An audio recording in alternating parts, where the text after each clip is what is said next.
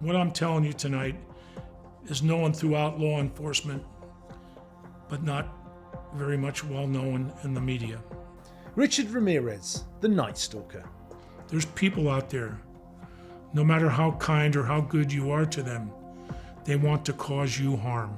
From April 1984 to his capture in August 1985, Ramirez murdered 13 people across California in a series of brutal break-ins, littering crime scenes with satanic paraphernalia. He had been a coward, but with cocaine in him, he was very brave. With a knife or a gun, he became even braver. And his crimes escalated, and then he became a disciple of the devil. Hi, I'm Nick from True Crime Uncut. Welcome to Questions With. This week we're speaking with former homicide inspector Frank Falzon from the San Francisco Police Department about his experience working on the Ramirez case. What was it like living in San Francisco with a serial killer on the loose? We were hearing in San Francisco at that time about a valley intruder. The valley intruder was an individual that was breaking into homes in Southern California, predominantly the Los Angeles area, killing the husband, attacking the wife, ransacking the house, and burglarizing a lot of valuable property. Every law enforcement officer was aware, but this seemed to be a problem for the Los Angeles area. So the need for high attention in San Francisco wasn't happening. He was active in the Los Angeles area for about a year and a half, maybe 2 years prior to the murder of Peter and Barbara Pan in San Francisco. When did the case first land on your desk? My partner, Carl Klotz, and I were the on-call homicide team, and we received a call to respond to Eucalyptus Street in San Francisco, out by the San Francisco Zoo. There was a murder. So we responded out there, and the crime scene that we witnessed was atrocious. I remember it was a very bloody scene. Peter Pan had been shot and killed while he was asleep in bed. Barbara Pan had been removed to the San Francisco Emergency Hospital. She had been raped, shot, and left for dead. The intruder had gone into the refrigerator, eaten their food, drew satanic symbols, the pentagram on the walls in the house. He vomited after he ate their food, and then he masturbated on their carpet. Very sick crime scene, indicating a very disturbed mind. Both my partner, we had seen an awful lot in our time on the police force, but this was a very sick individual that committed this crime. These were just a lovely older couple living a peaceful life, never expecting to be attacked while they were asleep in bed. These were just genuinely two good people. Barbara survived for a while, and then she died from the wounds and the rape attack.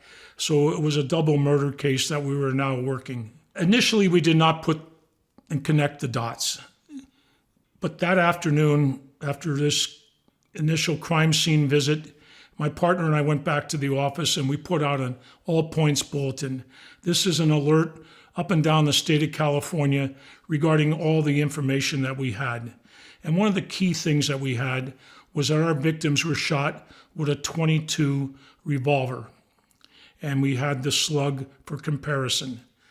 A very alert, active sergeant in the Glendale Police Department that was working the Valley Intruder case, a man by the name of John Perkins. John calls us and says, you might want to check the Valley Intruder. He always uses a .22 caliber revolver. That connection there put us into the Los Angeles cases. And now the Valley Intruder, they changed his name to the Night Stalker, an individual that was not only working the Los Angeles area, but now has been linked to San Francisco. So we realized that maybe we weren't aware that he was working the Bay Area, and there may be unsolved cases and burglaries that he was responsible for. So that was our direction of attention. How did public perception of the case change after the killer was nicknamed the Night Stalker? Our mayor went on national TV. There were numerous press releases.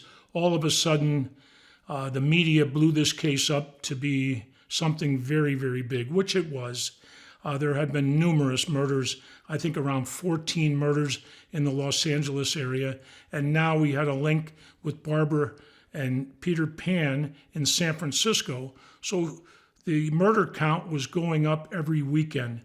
And people all over the state of California were very, very frightened.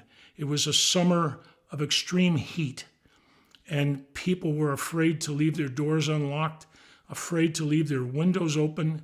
The purchasing of guns went way up in the state of California.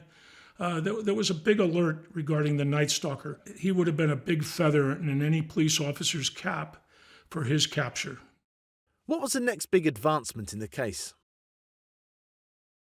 What we come to find out, and this was probably the biggest break in the case, the Los Angeles Police and the Los Angeles Sheriff's Department have been working the case for approximately 2 years. We got the case on the 18th, and doing some research, there was a crime scene investigator who come up to me in the hallway at the Hall of Justice, and he says, "Frank, a couple of weeks before the Pan murder case, I had worked a burglary out at Lyon and Baker Streets, which is in the Marina district of San Francisco." And he says, "I did lift some fingerprints off a bathroom window that the intruder climbed into." So he says, "You might want to look into that report." Well, we had been looking into numerous reports. So we pulled that particular report. Lo and behold, ironically, that report was made by my son, Dan Falzon, who was at that time at Northern Police Station, handled the Soroyans' burglary case. In that report, we found out that the intruder climbed through a bathroom window. Mr. and Mrs. Soroyan, Dr. Soroyan, they were not at home. Their young niece, I think she was 16 years old, she was home by herself. Hearing somebody come through the bathroom window, she panicked. She went downstairs and hid into a closet. Fortunately for this young lady, the intruder never found her, ransacked the house, stole a bunch of valuable jewelry. Dr. Soroyan had previously talked to the police department, and he was informed that if he had anything of value, to put an identification on his property. On a particular bracelet that belonged to his wife, he had put his social security number on the inside of this bracelet. The big break in the case came is when this bracelet with the serial number ends up in Lompoc, California, turned in by a confidential informant of a police sergeant on the Lompoc Police Department. Things were breaking very, very quickly. That Friday morning, I put a call into the Lompoc police sergeant. I told him I needed to know who his confidential informant was. And he said, "Look, we gave you the bracelet. Use that as your lead in your case. You're not getting my confidential informant." He was playing hardball with me. And in no uncertain terms, I let him know that this was a homicide investigation. I wanted nobody else to die. The weekend was coming up. We wanted to break this case now. I need your confidential informant. Well, this police sergeant understood how important this case was. He immediately gave up his informant. We contacted the informant. We found out he got the bracelet from his mother. His mother was a woman by the name of Donna Myers. Donna Myers lived in the East Bay, over in the Oakland area, in a town called San Pablo. My partner, Carl Klotz, myself, and another detective by the name of Mike Mullane, the three of us responded over to San Pablo. Ironically, I remember it like it was yesterday. I felt the adrenaline pumping in my system as we're heading out through the garage towards our police car. Went by the cafeteria, and I remember running in and grabbing a powdered donut. My friends still laugh about that. I needed a sugar fix. Now in San Pablo, detectives were closing in on the trail of the Night Stalker. But the deeper they dug, the more harrowing the investigation became. Each new lead uncovered details darker than the last. Before we get back to the case, a quick reminder, 86% of you aren't subscribed to the channel. For more weekly content like this, hit that subscribe button and consider joining our Discord and Patreon communities for exclusive updates, early releases and much more. But now, let's return to Frank and the hunt for the Night Stalker. When did you first hear the name Richard Ramirez? After the powdered donut, we head over to San Pablo. We meet with the chief of police. He assigns a very nice young detective to work with us. He chauffeurs us around, takes us to Donna Meyer's house. Once we're inside Donna Meyer's house and we're listening to her. Donna Myers was a middle-aged woman in her 50s, and her boyfriend was a 26-year-old pretty boy Latino. And she's bragging about how great he is, and he gives her all kinds of gifts. And the bracelet was from his friend Rick. So when she says the name Rick, we zero in on it and began asking a lot of questions. Everything Donna Myers tells us matches the description we were able to obtain from Los Angeles Sheriff's Department and Police Department regarding Rick. The curly black hair, the Latino look, the bad teeth, the black jacket, the skinny build, matched to a T. Everything she said, we were believing we were on the right track. We asked Donna Myers, what is Rick's last name? She says, I don't know. I only know him as Rick. But my boyfriend, Armando Rodriguez, he's Rick's best friend. So it became imperative that we had information on Armando Rodriguez. She provided a phone number and an address. The address was in a neighboring town, El Sobrante, which is a few blocks away from San Pablo. So this San Pablo detective drives Carl Klotz and myself. We leave Mike Mullane, the other inspector, with Donna Myers. We head over to El Sobrante, and we pull up in front of Armando Rodriguez's house, and he's situated behind an iron gate up a sloping hill, and it honestly looked like a haunted house. It reminded me of the Norman Bates Hotel house, situated up on a hill, and there was no way we can get in. I made a phone call to Armando Rodriguez in the house. The import that I was trying to leave with Armando Rodriguez was that a family member of his had passed away. I told him I was a homicide detective and that I needed to talk to him about a very serious matter, and it was important that he come down to the gate and speak with me. He initially said, no, tell me over the phone. I said, no, this is too serious. I have to tell you in person. So he said he would come down. We walk across the street and we look up at the house. A man comes out with two Doberman pinschers on leashes and starts walking down towards the gate. I'm looking now at the man that can break the Night Stalker case. My adrenaline is at high level. I said, Armando, I have some real serious, sad news to tell you. I don't care to speak to you behind a gate. Can you please step out so you and I can have a private conversation? I started walking towards my car. I hear the gate open and he steps out. In my mind, he was never going to step back in. We were taking him to San Francisco, one way or the other, to follow up on this investigation. I looked at Armando and I said, Armando, your friend Rick is the Night Stalker. the man that's been killing in Los Angeles and killing in San Francisco. I don't want anybody to die this weekend. We need your help. He was not very responsive. He was very angry, pretty much stating, F you, my friend isn't the effing Night Stalker. I know because when the Night Stalker's killing in Los Angeles, my friend Rick is in San Francisco. He may be a thief, but he's not a murderer. My friend's not a murderer. I said, please, Armando, listen to me. That's up to us to decide. Let us do the investigation.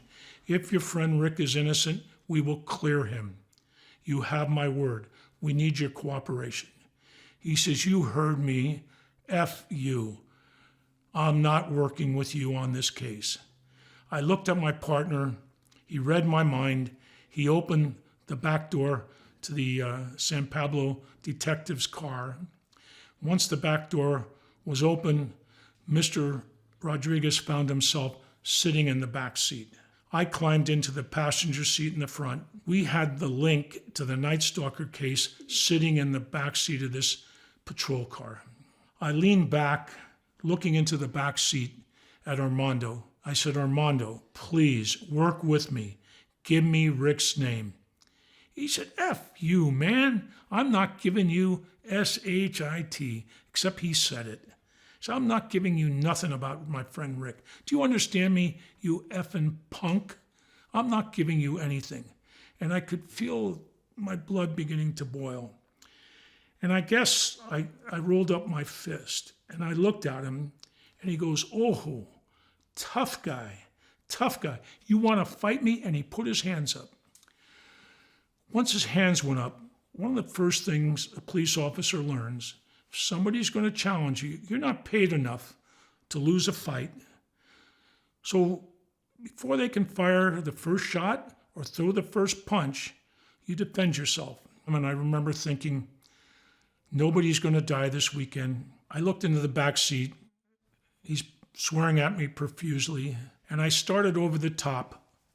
And at that point, I don't know if I would have finished that punch or not, but I was going to hit him with everything I had. And he fell back in the seat and he threw up his arms in a cross manner and he screamed, Richard Ramirez. When we heard that name, I literally collapsed in the front seat of the police car.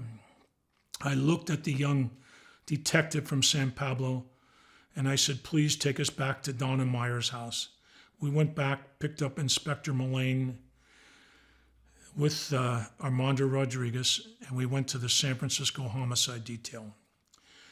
Everything after that was showtime. We were producing every minute something big was happening. Initially, we put him in the system and trying to get a hit so we could have a picture and have his picture identified by his best friend, Armando Rodriguez. By putting him in the system, we found out there were six Richard Ramirez's in the California criminal system. No arrest in San Francisco.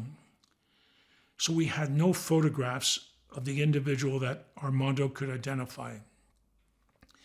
The other thing we worked up real quick was a search warrant on Armando's house. We hit the mother lode. It was a jackpot. All kinds of stolen property. It was obvious Armando was the fence for the Night Stalker. Armando now is singing like a canary. We put a call into Sacramento that houses all arrest records for the state of California. They not only have the fingerprints on file, they have the records, and they have the photographs. We told them, there's 6 in the system. Please bring 6 photographs of those individuals to San Francisco. We have an individual here that will identify the Night Stalker. That was about 10 o'clock, 10:30. I remember making notes on it on Friday morning.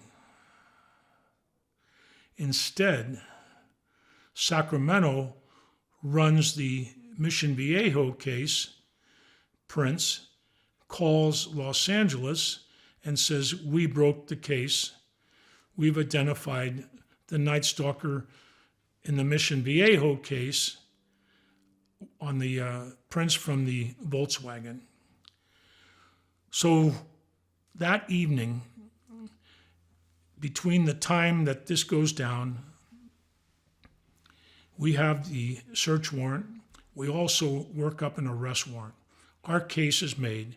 We've identified the Prince on the Soroyan case. We have the semen at the house.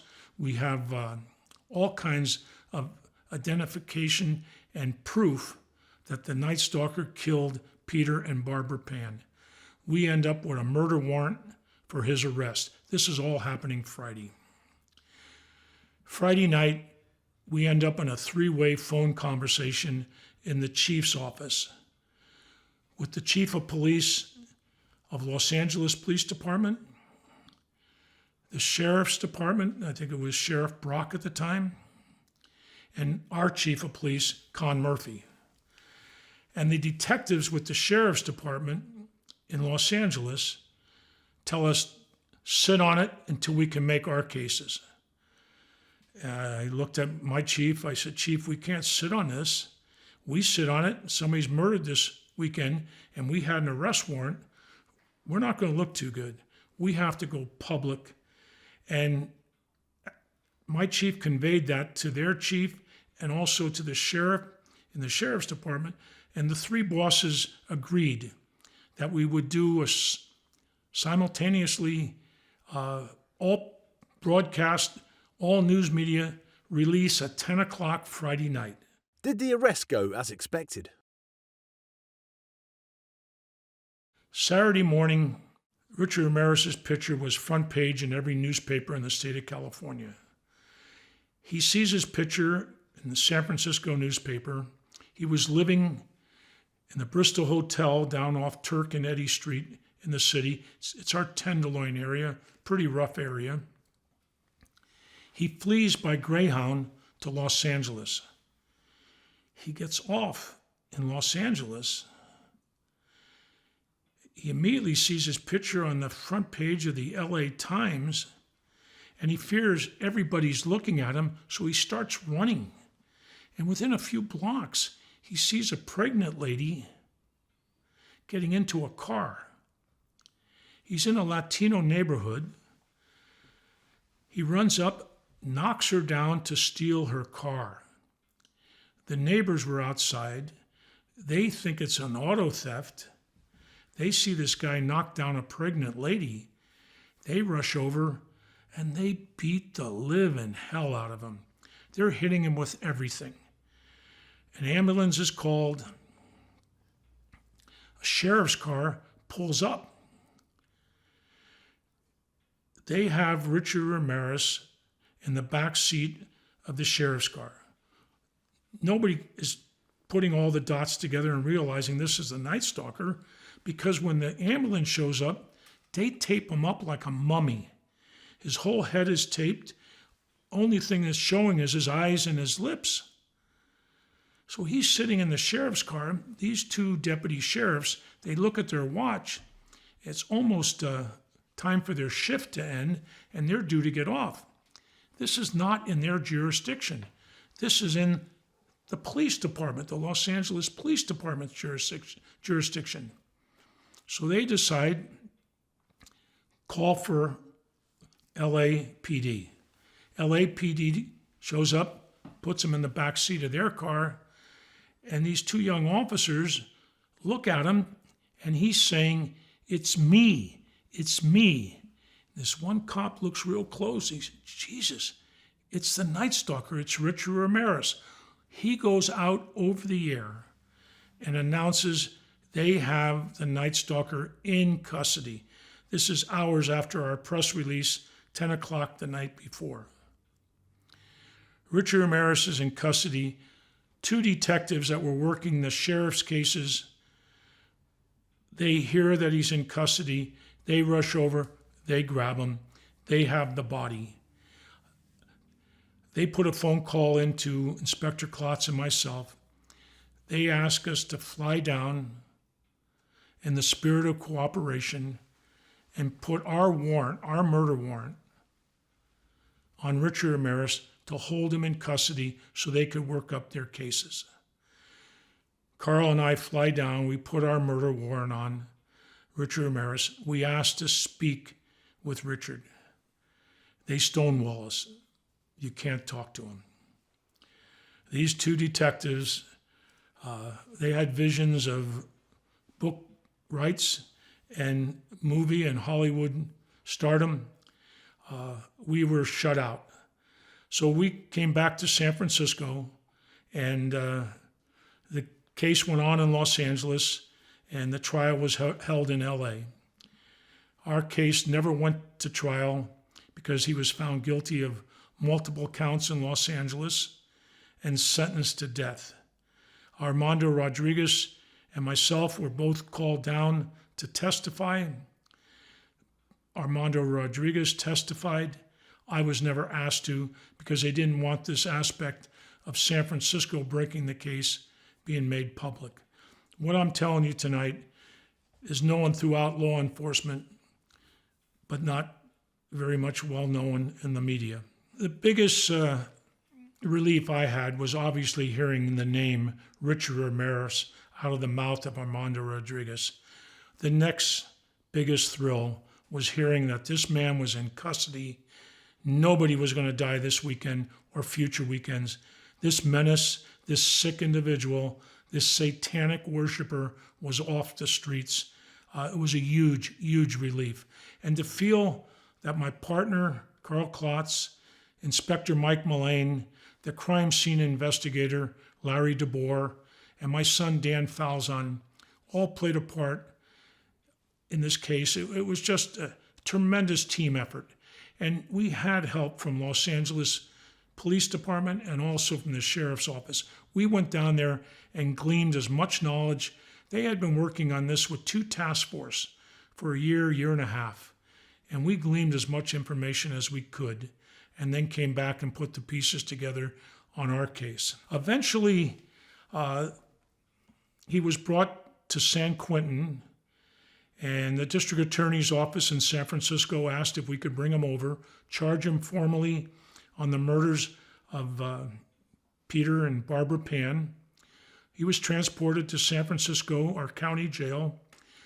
I went upstairs, I met Richard Ramirez, we booked him into San Francisco County Jail on 2 murder counts, along with several other murder cases that we had put together that we thought he was responsible for. After he was booked, he was being led away to a holding cell. And I'll never forget that sick look in his face. He turned around, he looked at me, and he had that smile on his face that he always gave before he lifted up his hand and showed the pentagram symbol. He looked at me, he said, "Hey, Falzon." I was somewhat shocked that he even knew my name. He says, "You'd like to know about those 2 old ladies, wouldn't you?" And I don't know, I wasn't thinking very clearly at that moment. And I said, "What old ladies?" He says, "You know, the 2 up on Telegraph Hill."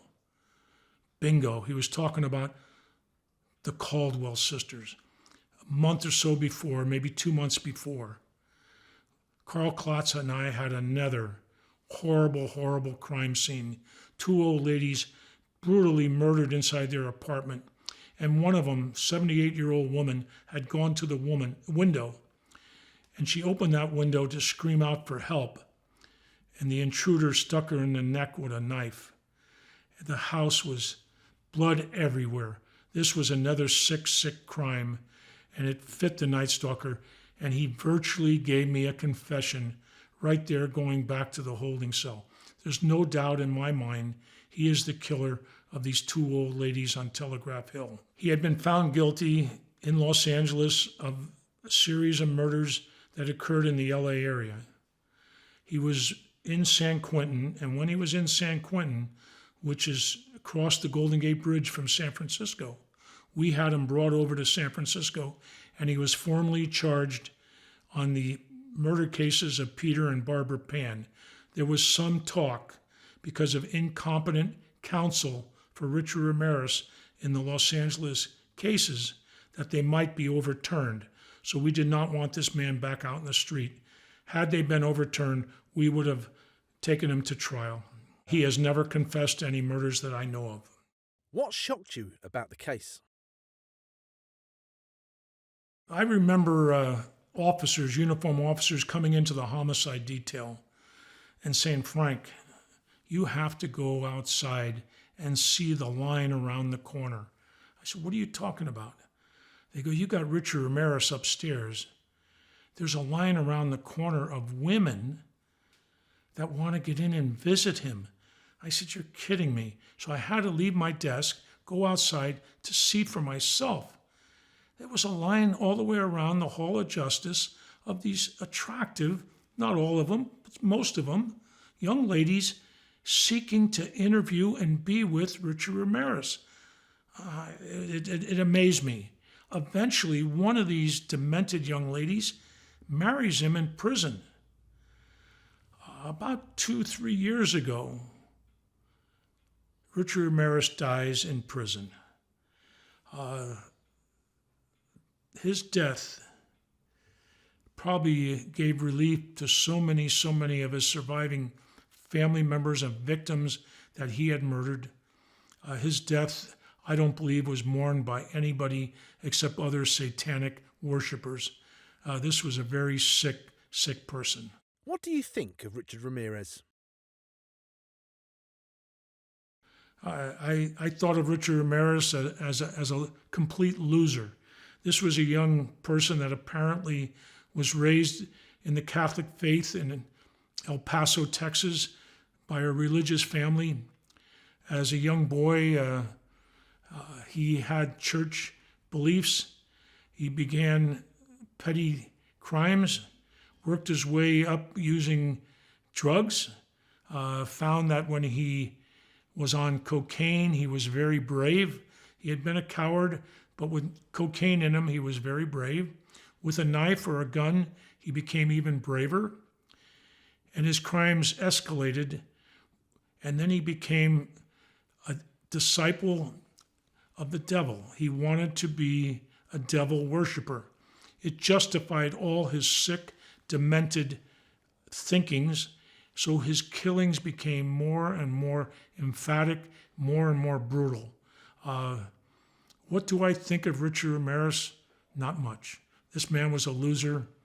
Society, it was our loss that he was ever born. About as evil as anything I can imagine. He was intent to hurt. And that's what people have to realize, is that in our society, unfortunately, there's people out there, no matter how kind or how good you are to them, they want to cause you harm. There's no redeeming them. I served 22 years in the San Francisco homicide detail. I had a very, very rewarding career. Numerous cases were broke that I felt very good about. None as high as the Night Stalker. This was an individual that every cop in the state of California would have loved to broke. The fact that my partner and I and a few other gentlemen played a key role in breaking this case, it was probably the highlight of my career. On September the 20th, 1989, Richard Ramirez was formally convicted on 43 charges, including 13 counts of murder, 11 sexual assaults, and 14 burglaries. He was sentenced to death. On June the 7th, 2013, while still on death row, Ramirez died due to complications from B-cell lymphoma at Marin General Hospital in Green Bay, California. He was 53 years old. At that moment, he was like that shark that is just going for the prey, one after the other, and he couldn't stop. Ted Bundy, one of America's most notorious serial killers. In his mind, he was committed to killing, and he had to kill and kill and kill until it was all out of him. Hi, I'm Nick from True Crime Uncut. Welcome to Questions With. This week we're speaking with the former sheriff of Leon County, Florida, Ken Katsaris. He loved to confuse the police, pick up a woman in one jurisdiction, murder her in another, bury her in another, because he thought the police can't put it together. Well, I got the call, obviously, and was in disbelief. They told me the address, and it was the sorority house at FSU. They told me there may be 4 dead girls. I mean, this is unheard of. Quiet Tallahassee with the university, happiness, education going on, people partying, but we didn't have that. I drove there, and my mind was just reeling with thoughts of what could this be. When I got there, I did check with the investigators who had been inside. They had secured the scene. We knew that we had 2 who were obviously dead, and 2 that they believed may die, but they were transported. In the moments that it took me to get there, they were carrying out the second one and putting her into the ambulance at the time. Obviously, it was surreal for me because, yes, obviously I was used to working on murder cases. So it's not like I was having my first experience by any means, because I had worked many murders and other violent crimes prior in a much larger jurisdiction. But here, it was much quieter, a university town. It just I wasn't processing that very well in terms of, what could have happened? Who could have done this? I put together a major crime squad on the scene. I told my captain of detectives, Captain Jack Pottinger, I said, Jack, put together a major crime squad made up of the Leon County Sheriff's Office, the Tallahassee Police Department, the Florida State University Campus Police, the Florida Highway Patrol, our state investigative agency at the time. We want all of the minds together. We'll lead it. But we want all of us to be able to meet, and we want total coordination on this. I knew there was something different and special about what had occurred. I just hadn't processed what yet. I did not walk into the crime scene. I wanted to make certain that it was as preserved as possible. I didn't want to introduce my foot impressions. I didn't want to introduce any evidence. I didn't want to drop a hair. I wanted everybody sealed and out of that location. As I'm standing outside of the sorority house, we get a call that there's strange noises coming from a condo next door. And I sent an investigator immediately because I said, 6 blocks away, could it be? Could it be the same person? And it was. And he had brutally beaten a dance major from Florida State University. I got a phone call as I was near the university, as I was just leaving the scene. And it was from Utah. And they told me that they had an escaped prisoner that had been known to kill women. And just in case it means anything, this guy's name is Ted Bundy. And of course, I'm making a note, Ted Bundy. And I said, well, what's the chance? What's the chance? But of course, there was nothing that the name would direct us to. We knew he was escaped, where he was. What's the chance that he made his way to Tallahassee and did this? But it was the first name associated with the investigation. But of course, there was nothing to run down. There was nothing to do other than, we were already looking for him. He was an escaped prisoner. He was serving 15 years for abduction. So that was the next thing that struck my mind that I've never forgotten. Then, of course, we moved forward to where an officer just doing good law enforcement work in Pensacola with Escambia County stopped him in a Volkswagen. And it's because he was going slow and he just had a gut feeling that something might be wrong. And of course, it came out over his radio after he called it in that the vehicle had been stolen. And it was stolen from nearby the Chi Omega house, which is the sorority where this occurred. All of that started to like, could it be? And it was. And of course, he was captured and kept there.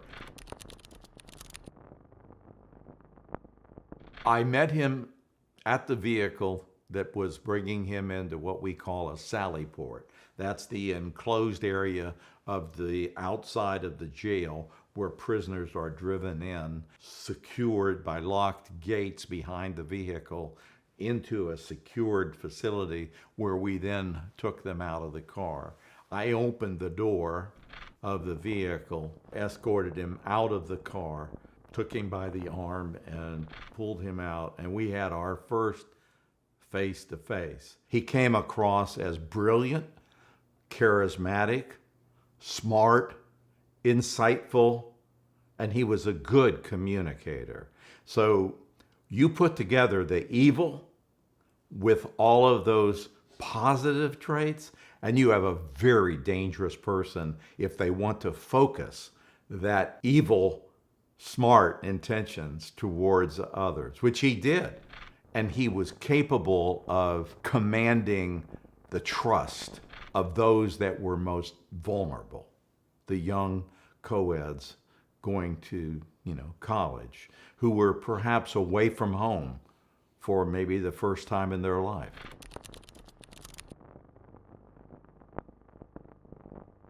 I started directing now my investigators to go there and start interviewing him. The first name he gave was not his. He had a stolen driver's license with a picture that, could have been him. So he was using that. And the name happened to be one of our standouts at Florida State University, who was a known swimming standout, an athlete. That person wasn't missing, but he was missing his driver's license.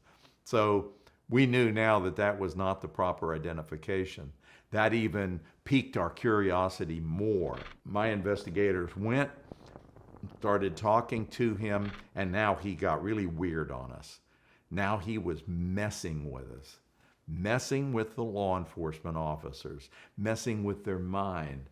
He knew that he wanted to trip them up. So he said, I'll talk to you, but I won't talk to you unless it's around midnight. And I want to be near a window. I want to be able to see the full moon. Okay, now, obviously he didn't need any of that. This was his way of creating his drama over his arrest. And now he wanted to get into the minds of the individuals he's working with, confuse them. I let that go on for a little while, not long. I told my investigators, this is over. This is over. We're playing his game. We're not going to play his game anymore. It's over. He's coming back to Tallahassee. He will be in our custody, and we will talk about when we talk to him. We will say where he's going to be interviewed, and we will control the interview. Right now, he's messing with us. We hope you're enjoying this interview with Ken so far. Remember, let us know in the comments which killer you'd like us to focus on next. And please do like the video, click that thumbs up because it really helps the channel. Now back to Ken and Ted Bundy. We had a very deliberate double bite impression. Double meaning he bit down and then he came out and bit again. And he didn't want to bite through. He just wanted to viciously bruise. That was his signature. And it was so interesting because I believed that at the time. I was teaching the forensics of homicide investigation, and I was teaching the advanced concepts. So I knew that these bite marks were going to be important, even though they had never been introduced in the court before.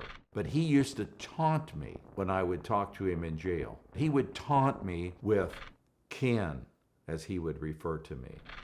with that sarcastic twist of that name, just 3 letters, but he would say, "Can." And then he would say, "The evidence is there. You just can't find it." Even though he wasn't admitting that he was part of it, he was just telling me that he knew that the evidence is there. And I thought then, I know what he's referring to. He signed one of those bodies. Now, he did mutilate the other with his teeth, but I think he couldn't sign that one because he got tied up into the viciousness of what he was doing. This is the only time we had bodies that would reflect it, because this was a totally different murder case for him. Inside a house and left as they were, because he would typically abduct and take away and bury somewhere in a different jurisdiction. He loved to confuse the police. Pick up a woman in one jurisdiction, murder her in another, bury her in another, because he thought the police can't put it together. And to some degree, at the time, he was right. We weren't coordinating like we do today. Now, I focused on the bite marks because I knew they had potential, but they weren't used in court at the time. I had to figure a way to first preserve them. I worked with medical staff at the hospital, forensic individuals. I talked to a forensic odontologist about them. But then I knew I needed an exemplar. I needed his teeth marks. And I think it consumed me. How can I get them? We tried everything in terms of, we knew that if we gave him an apple, for example, and he bit into it and left the core, we may have some impression, some bite that could be compared. It was interesting because he talked to the inmate in the cell next to him through a little vent. And he said, "I wonder why they keep giving me different kinds of fruit." We gave him different kinds of fruit because we weren't sure which one, the core, would leave the best bite impression. And I think he became suspicious that something was going on with that because he quit eating his fruit. Governor Askew, who was the governor at the time, worked very closely with me. I went to his church on a Sunday morning after the crimes occurred. I waited for him outside. I said, "Governor, I need your help." He put his arm around me and he said, "Sheriff, what do you need?"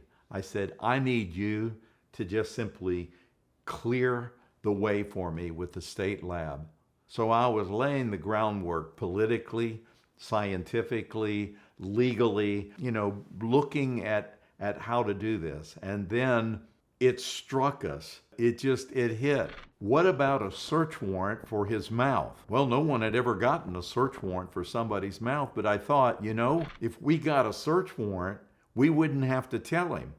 We can just go serve it. That would get the bite impression. So I got Richard Souveron on board, who was the forensic odontologist, Dr. Souveron, out of Coral Gables, Florida. I got my dentist on board. I got my physician involved, and I determined now we're going to bring him to my dental office. And I personally went to Ted Bundy's cell and I said, and it was nighttime, I said, "You're coming with me."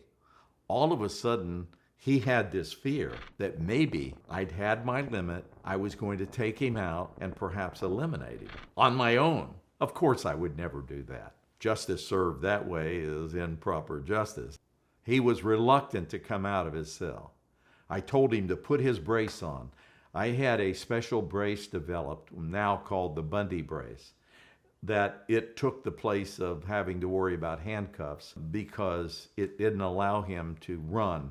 It locked in place and kept his legs stiff. And it was the first time a brace like this had ever been used in the country. That way, if he tried to run, he'd be running with one stiff leg. I told him to put his brace on. As we're entering the dental office from the back door, he starts laughing. And I said, "What's so funny?" He said, "I know why we're here." I said, "Why?" I didn't realize it, but there was a line of photographs up the stairway. And he thought that I brought him to a photography studio. He said, "You don't have a camera good enough to capture my image. You want a good picture of me." I said, "Oh yes, I want a good picture of you." And I escorted him up the stairway because he couldn't walk it very well with the brace. And then the door opened. And there sat three men with little white smocks on and the dental chair behind them. And he knew that was the moment that he came to grips with the signature. That's when I realized, yes, I was right. He started screaming for his attorney, just like he knew exactly what we were going to do. And then I told him, we're going to take a bite impression. And he said, "You can't do that." And I said, "I have a warrant." We read through the warrant for his mouth.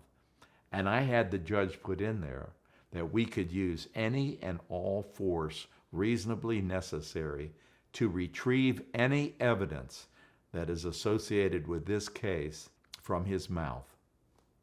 And I showed him the contraptions that they use post-mortem to keep the mouth open when they have to do dental work, because they had brought those along. He looked at me. He sat down in the dental chair, smiled, and said, "Ken, you know I'm not a violent person. Do what you need to do."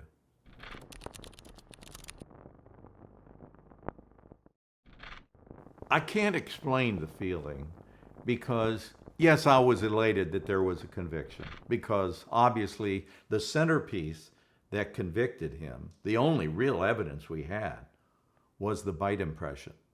And obviously I felt good because I found it. I was the only one at the time there that knew anything about bite impressions. It hadn't been introduced in the court before. We had good lawyers that presented the bite evidence, and we got it introduced into court. Dr. Suveron did a tremendous job testifying about forensic odontology and its role and how capable it is of identifying. So yes, when I found out, I was conflicted. These women had suffered. Some suffered and lived, thank God. Others died. How do you celebrate? I mean, I was happy that we had a resolution that he was going to pay the price, or at least a price. You can't come up with the price. There is no price. Ask any father, ask any mother. There is no price that you can put on their child. It's not satisfaction. It's not even closure. It's another step in the process that we're glad it's done. And then I went to work with the prison system. And what really just blew him away was when I showed up at death row, where he was confined in a place that was his waiting place to die, which of course he had a hard time confronting. He knew what death was all about, but dying himself is not something I think he contemplated.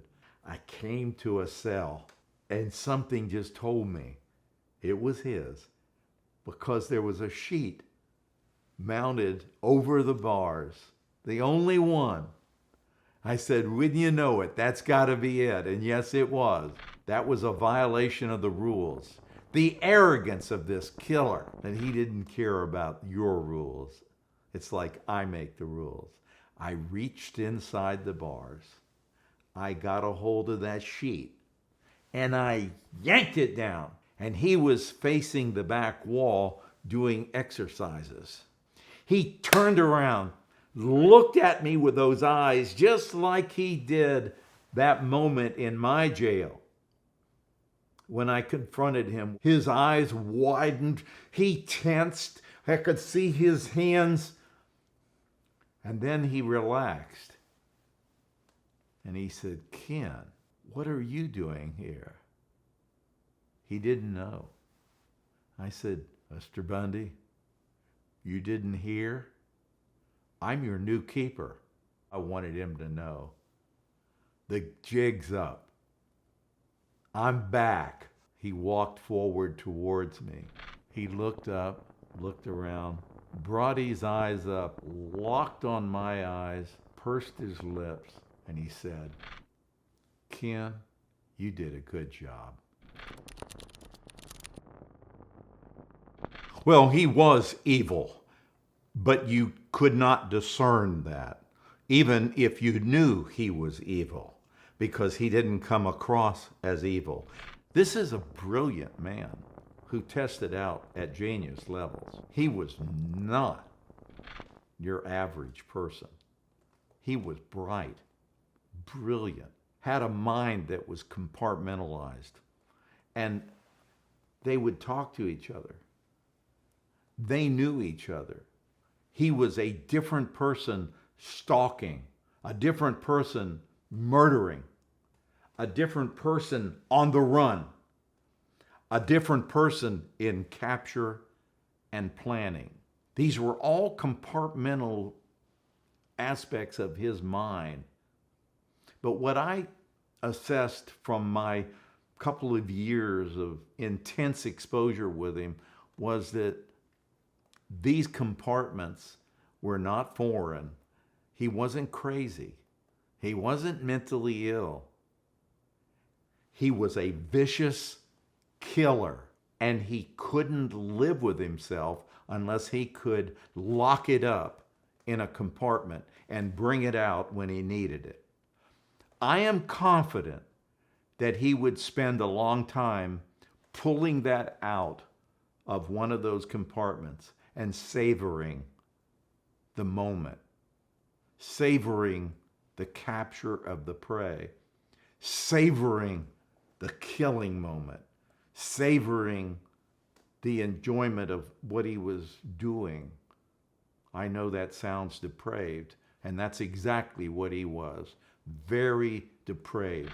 He was a precise thinker and struck in a way that when he hit, it was like a shark grabbing its prey, taking it away, or as we have in Florida, gator attacks. Bam! They clamp, they grab, they pull, they take the prey down and kill it underwater. To me, he was those kinds of vicious animals, and I use both of those because they use their teeth to do their clamping. He used his teeth and clamped hard twice to leave a signature. He loved the game. It was like he was playing chess with real bodies. It's like, he was making those moves that satisfied his core internal needs. And that's what we could never understand. He could change his looks a lot. And he did, because when you look at a series of different pictures of him at different times, he really does look a lot different. He felt like he was a chameleon in that he could disguise himself, he could change his colors, and he could take advantage, and he could strike like a chameleon. Bam! And take his prey. I'm saddened that I had to be involved in this case. I'm saddened that I had to see what I saw. I've got 2 daughters that I protect vigorously. They paid a tremendous price through life because of Ted Bundy, because that experience always made me lecture them about everything they do. Every moment that they're out, every moment they're away, every moment they're somewhere. They probably have more of a mental impression of the ability of a Ted Bundy than anybody, because obviously as a father I was protecting them with what I know. But I will say this, if it had to be somebody, I'm glad it was me at that moment, because I did know about bite marks. I did know about forensic odontology, and it wasn't being a used technology in court. until that case. When I viewed the two bodies of the young ladies at the morgue on the slab, I had a 1-month-old little girl at home, my daughter, and I had a 2-year-old daughter at home, and I just kept flashing images that this could be them. I made myself a promise in the morgue. Somebody's going to pay for this. It took a total commitment. I probably didn't make friends in law enforcement as a result of this commitment because they weren't used to one person taking charge and directing other agencies. In other words, I thought I could direct it with their cooperation and involvement. Had I not found, recognized, fought for their preservation, and done it in the proper manner, he would not have been convicted of these crimes. So on that count, I'm glad that the most educated serial killer met the most educated sheriff. Ted Bundy would eventually confess to murdering 30 women across 7 states in the US. However, investigators believe he could have killed up to 100 victims during his murderous career. On January the 24th, 1989, Ted Bundy was executed at Florida State Prison via the electric chair. He was 42 years old. This is probably one of the scariest individuals you could deal with. Somebody who would hesitate to walk right up to your house and walk in and commit a murder. This guy, he would take blood and bathe himself in it. Richard Trenton Chase, otherwise known as the Vampire of Sacramento. We have a sick son of a bitch. We have to catch this guy. Hi, I'm Nick from True Crime Uncut. Welcome to Questions With. This week we're speaking with retired Lieutenant Ray Biondi, former crime scene investigator Frank Davidson, and retired detective Bill Roberts about one of the most bizarre and truly terrifying serial murder cases in California history. As a crime scene investigator, you see all kinds of weird things, but this is one of the weirdest I've been to in many years.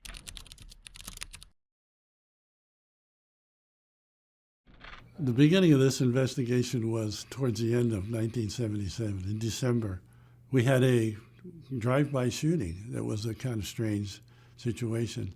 Ambrose Griffin was an engineer for the federal government, was unloading groceries from his car along with his family into the house. Well, he dropped, and the family first thought maybe he had a heart attack. I was working as a crime scene investigator, investigating burglaries, rapes, robberies, whatever comes up. And I got the call of the Ambrose Griffin, I guess was the first one. Him and his wife had been to the grocery store, came home, pulled in the driveway. Both of them carried some groceries into the house. Ambrose Griffin went out to get a second load of groceries and never came back. Well, she went out and found him laying in the driveway, been shot. Well, at the time, they thought someone may have been shooting at street lights or yard lights or whatever. But he died. After questioning the family and stuff, they quickly realized that, no, this isn't something that's of a personal nature because Mr. Griffin was a real nice person and shouldn't have anything in his background that would lead to something like this. The next day, we found shell casings about the next house west of his, laying on the edge of the highway, the roadway, which meant that he had a semi-automatic weapon and it ejected his shell casings probably out the window onto the hood of the fender of the car. As he drove away, they fell off. That was some of the comparisons they needed to make comparison on the shell casings and the ammo that he was using. It stood out because it was in Carmichael. Carmichael, at that time, and I believe still is, a very nice suburb of Sacramento, in Sacramento County. Things like that, a homicide, in fact, a shooting, almost never occurred in that area. So when we had a homicide where somebody who was unloading groceries from the back of his car was shot in the back 3 times, yeah, that stood out. That stood out. We never had drive-by shootings, let alone drive-by homicides in Sacramento. We just simply never used that terminology because it didn't happen. The caliber of the weapon was determined to be a .22 caliber after projectiles were recovered.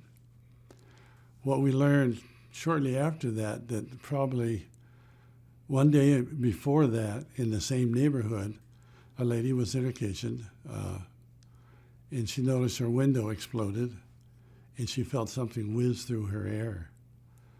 Detectives went to the house, and they dug around in the cabinets and through the china, and they dug out a .22 caliber slug. Eventually, the crime lab was able to tell us that the .22 calibers were fired from the same gun that killed Mr. Griffin and also tried to kill this lady. Then in January of 1978, on January 23rd, we had suspicious circumstances of an individual in the close area where Ramos Griffin was also murdered, in the same neighborhood.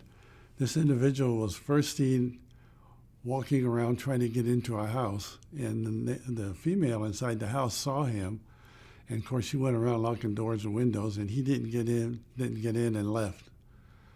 Shortly after that, there was a couple returning from shopping, and they went in their house. They heard somebody in the house, and the homeowner saw a man flee out the back.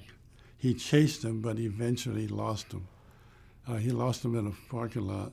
It was a shopping center. What they determined, he had a number of valuable items laid out that apparently was going to steal before he got surprised. But he also left a calling card, and that he defecated in the baby's crib. He was then seen, and this individual was described as being very dirty, disheveled looking, skinny young man, wearing an orange coat that seemed to be also very dirty. He was then seen walking across several lawns in the area and looking in the houses. On that same day, later in the day, we got a call on Tioga Way, which was in the same neighborhood. Teresa Wallen was our murder victim there.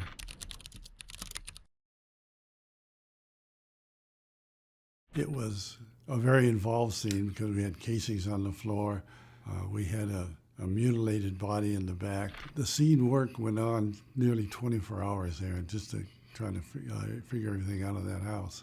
He shot her and dragged her through the house. The husband came home, and he called the sheriff's department. The officers that arrived made the decision that they needed detectives there and they needed a crime scene investigation there. So I was dispatched, waited until the detectives arrived and went in together, so nothing be disturbed and everything, see what was going on.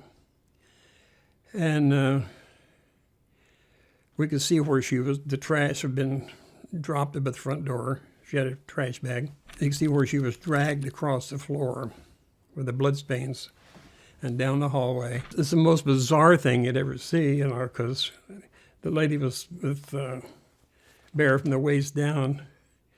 Her abdomen was cut open. The internal organs had been moved around. And he had taken dog feces and put it in her mouth. And just weird things. I found a circle on the floor, like a cup or something been sitting. Well, I found a used yogurt cup that had been taken from the trash, apparently, and he had taken it to drink her blood.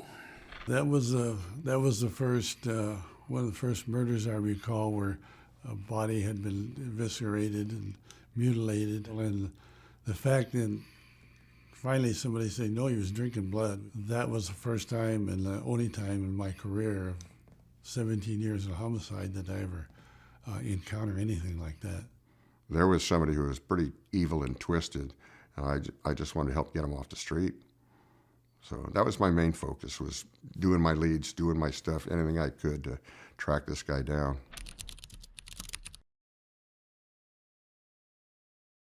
I think we started with Mr. Griffin, we started putting together pieces where we were getting reports of dogs and other animals being killed, mutilated, eviscerated, all of which were killed by .22s. Mr. Griffin was killed by a .22 caliber gun. And then, of course, we had Teresa Wallen homicide over on Tioga Way. She was shot 3 times with a .22 and eviscerated, and some horrid things done to that poor woman. And it was then when we thought, maybe we have a connection between all these 3, because all of these animals and things were, and some prowling reports that we started putting together, were in the neighborhood of Mr. Griffin, and Teresa Wallen was almost maybe a mile and a half from where that occurred. That's when Lieutenant Biondi said, "We have a sick son of a bitch. We have to catch this guy." She had no enemies, but she appeared to be another random victim of a killer with a .22 caliber weapon. Got a nut on the loose, you know. That's the only thing I could think of at the time. Some weird person. All this activity was taking place in probably a mile square area, which had like 4 major shopping centers and densely populated suburban developments. So we drew that, drew all our activity to that mile square and had tremendous canvases going on. We were knocking on every door we could find. The Friday of that same week, we got called to Marywood, and that's where we had Evelyn Roth and Jason and Daniel Meredith and David Ferrari were all murdered. Well, 3 of them for sure were murdered in the house. The baby was missing. There was a deputy, and he had the unfortunate fate of being the first officer on the scene at the Wallen homicide. Well, he was also the first officer on the scene at the Maroth homicide. Big, muscular, strong guy, bright. Right? I've never seen a person so ashen and pale in my entire life. And to set it off, of course, is the fog is lying low. Everything was kind of eerie about that. And then I can't tell you what detective came out and said, "It's a bloodbath in there."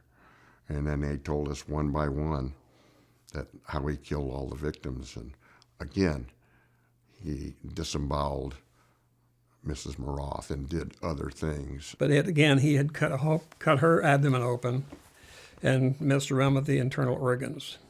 Shot the son, and there's an 18-month-old baby she was babysitting, but the baby was missing. As I walked in through a back door, the body of David Meredith was in the front room. Went to the back bedroom, was Evelyn Roth, who had been propped up on her bed, and she'd also been mutilated. In the corner of that bedroom was Jason, the young boy, who was all dressed up in his clothes, ready to go to the snow. In the bathroom, the bathtub was full of bloody water. I don't know what the explanation for that was, but there was also some wet clothing there that apparently had been removed from Evelyn Maroth. Whether she had been in that tub, I'm not sure, or the reason for all the bloody water in there. In the other bedroom, there was the crib where the young David Ferrer was missing from, and you can see where a bullet had been fired through some of the bed clothing there. There was a big search put out for the body, or we assumed it was the body of the young baby.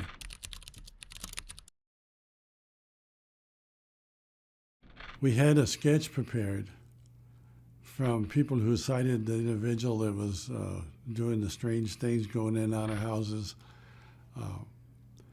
And that was disseminated as far as we could disseminate it throughout the county. The profile was kind of really based on what people had told us, a skinny, disheveled, dirty-looking individual, dirty clothing on. I don't think anybody realized that most of the dirty clothing was bloodstains, but he was always described as this red ski parka. And the sketch was made primarily from that.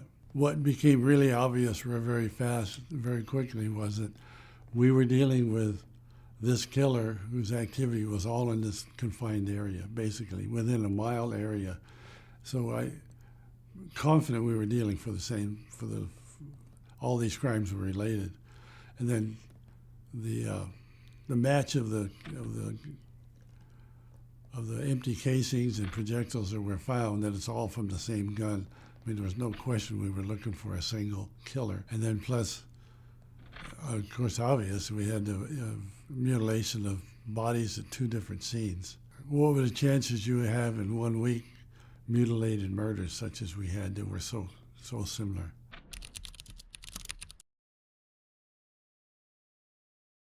A couple of things came into play at exactly the same time. They would give all the field detectives lead cards. You would go back to this command post, and they were usually pretty close.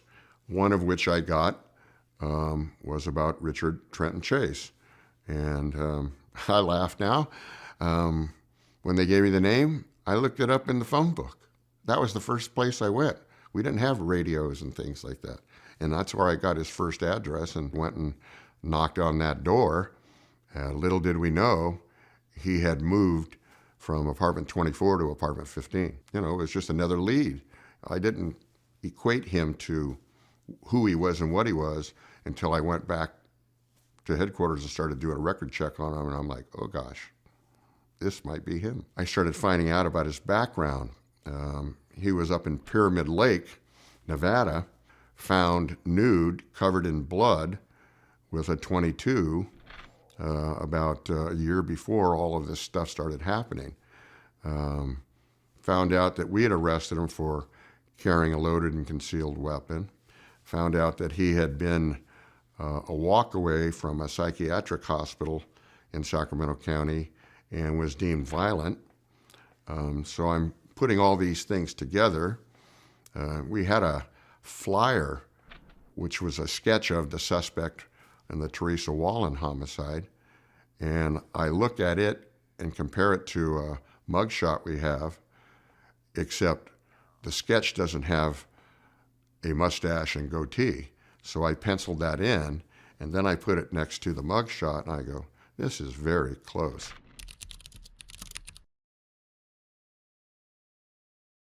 Finally, the 3 detectives who went out there to try to pick this guy up, and during that whole week, we had brought down many suspects, or strange, weird-looking individuals who seemed to fit the profile, and they were all cleared one way or another. But Richard Chase looked like he was really in the ballpark, and when they determined before they even went there, he had bought a .22, he had bought ammunition. He had this strange background. They had found out about the information at Pyramid Lake in Nevada. But they tried banging on his door, no answer. So finally one of the detectives went to an adjacent empty apartment, and they could hear him moving around. They made a big scene about, okay, we're going to leave. We'll come back later, Richard. We just want to talk to you. Of course, he bolted, and when he did, they caught him. So I fly down the stairs and turn the corner, and they got him in a little pile there, and we start searching him. But the exhilarating moment was when we found Mr. Meredith's property on the suspect. We knew we had him. We got this crazy guy, you know. He also had a .22 and a shoulder holster. So we were pretty confident we got the guy. We put Mr. Chase in the back seat, and I got in the front seat, and we started off towards headquarters with Lieutenant Biondi following us in an unmarked car, and then walked him down the hallway where the interview rooms were located at that time. And so as I made the turn holding on to Mr. Chase, there was not a place for another human being. Everybody in the department from our division, as well as support groups, were standing on chairs, desks, wedged together just to see this monster that we brought in. It was kind of a stunning moment. You know, it kind of took me back a little bit. And then they all applauded, you know, that he was captured. So that was kind of a moment that I still talk about it to this day. We hope you're enjoying this video so far. Please remember to subscribe and give us a thumbs up. Perhaps there's a killer you'd like to see us cover in the future. If so, let us know in the comments. But for now, back to the story of Richard Chase.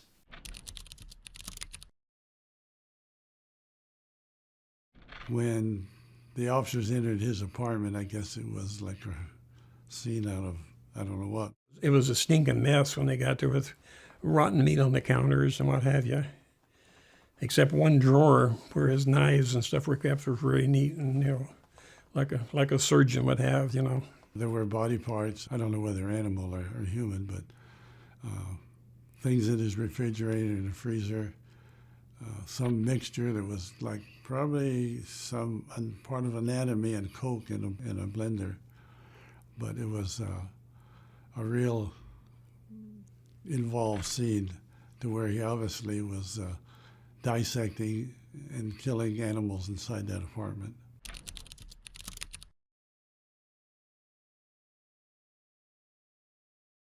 The baby, David Ferreira, was our big concern at that time, although in the back of our mind we were pretty sure that he probably had been murdered also because of the blood and obviously a projectile had been fired into the bedclothing. But there was a big push to try to find David Ferreira, whether it be his body or him still be alive. And that was one of the first things the detective wanted to talk to him about, to see if they get any information about that. But the search went on for a long time. At one point, I asked that all the dumpsters in the area had been checked, because I've worked cases before where baby bodies are found in dumpsters. And so we had a big push on the detectives checking dumpsters behind all these supermarkets and various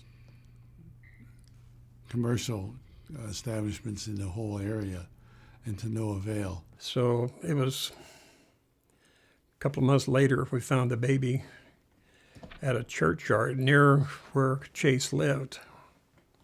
It was in a McDonald's French fry box. And it was badly decomposed, of course, but definitely identified as David. When we arrested him, he came out of the door with a McDonald's French fry box with bloody rags and miscellaneous things in it. Well, inside was a diaper pen that had a bear's head on it, a plastic bear's head for pinning on diapers. Well, when they found the baby in a similar type McDonald's French fry box, the matching pen was in the box with the baby.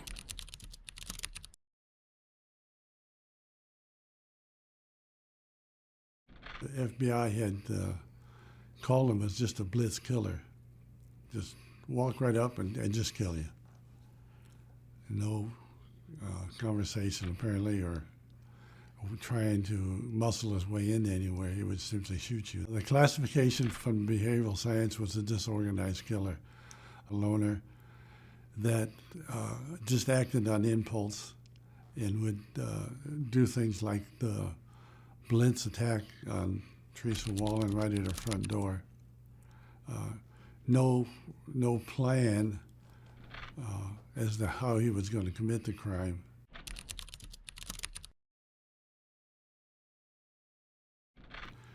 Richard never really admitted anything.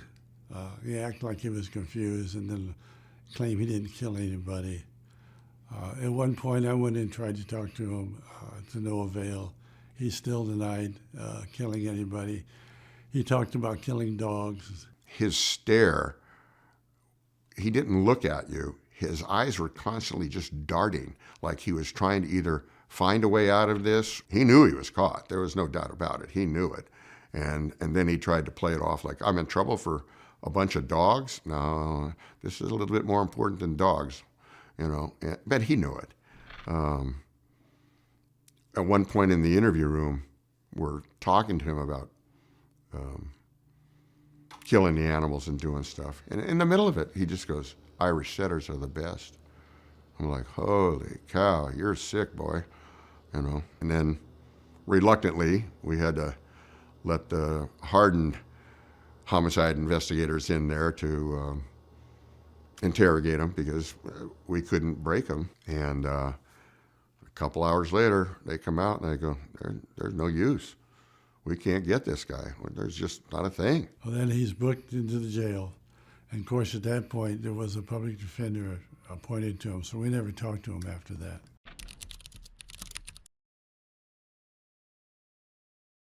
The community was really up in arms. Is a lot of headlines, a lot of real concern.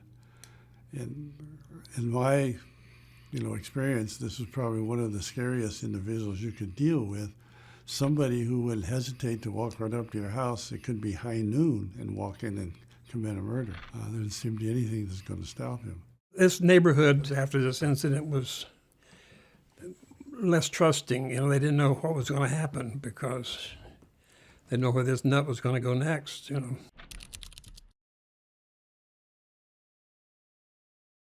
the Maroth murders, or on Marywood, Jason Maroth was about the same age as my youngest son. And I had real close to a tearful moment then, before I went back outside to confront the rest of the police around the scene. Yeah, that was very emotional. I mean, here was this kid all dressed up. His mother had bought him all these new clothes to go to the snow, and he simply was just executed like something in the way. I do remember that out of hundreds of murders, the feeling I had that day. Well, it was disturbing to know something like that was going on in the neighborhood or in the world, for that goes. Without a doubt, the single biggest case that I was ever involved in my entire 31-year career with the Sheriff's Department. Who could ever dream up someone like Richard Trenton Chase being as evil as he was and as perverted as he was, and then doing what he did to his victims? Who could ever think of a person like that? Well, I got to arrest him. So doesn't get much better than that in your career.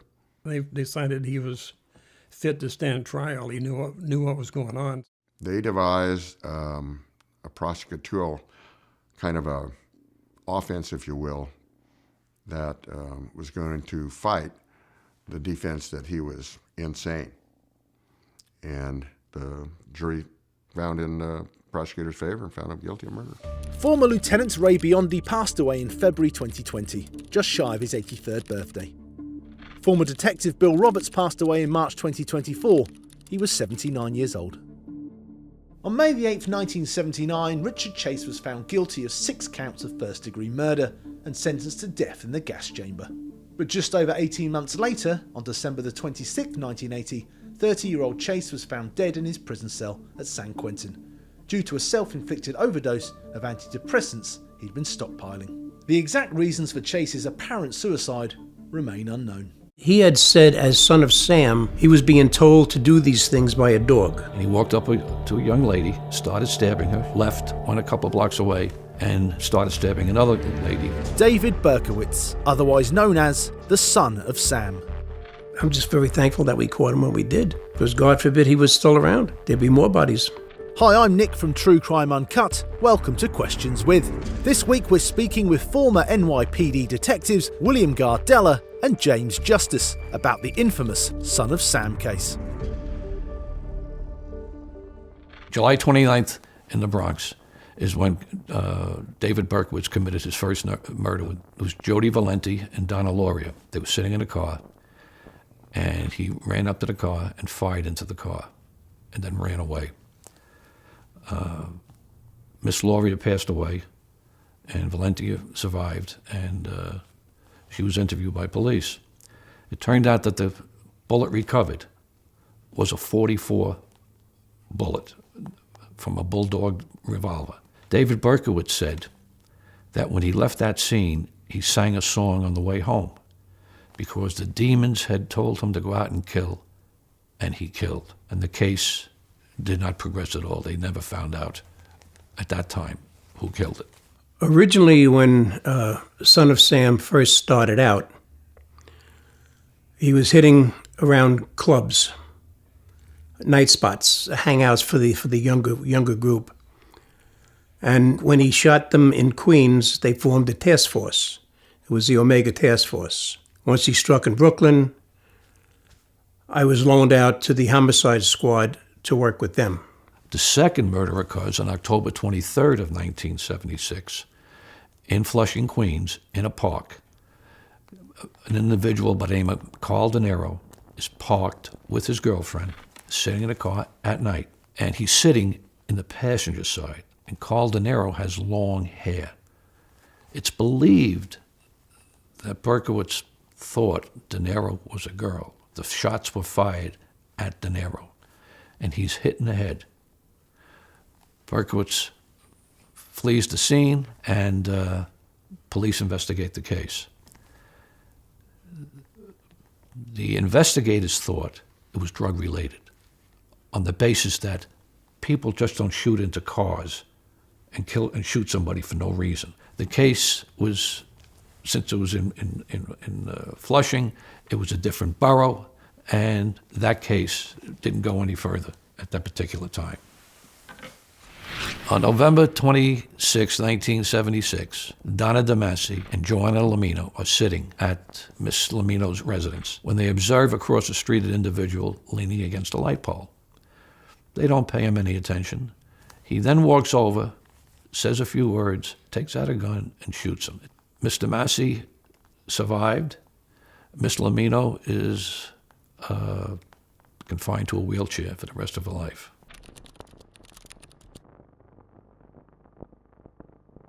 We had a very high murder rate at that time, and there were layoffs. So there was a crisis with personnel. There was a concern that the mayor of the city of New York, he made the announcement that we have a person with the same gun killing people, and a task force was established. The investigators from the previous cases all worked out of the task force office in the borough of Queens to investigate the case. The publicity helped get people more panicked.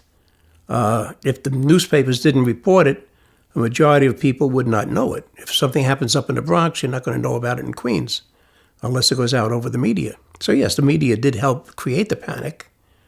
And I would say, thank goodness that it did happen to a certain point, because people were more on their guard.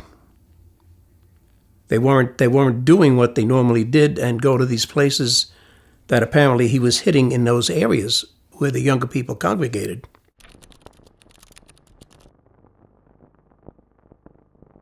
Once it was determined that he was targeting young females, and maybe by coincidence they had long brown hair, women, young girls, were going to the beauty salons, buying wigs, blonde wigs, or dyeing their hair, or putting the hair up in a bun. You would see photos, movies of young girls going through the streets with their hairs up in buns, or wearing a wig, because the news media had mentioned that the girls seemed to have long brown hair. The next incident occurred on January 30th, 1976, in Forest Hills, Queens. There was snow on the ground, and David Berkowitz was driving in the street of Forest Hills looking for his next victims. He observes a young couple stuck in the snow. He parks not too far from and he observes a Christine Freund sitting in a car with her fiancé. Runs up to the car and shoots Christine Freund, killing her instantly.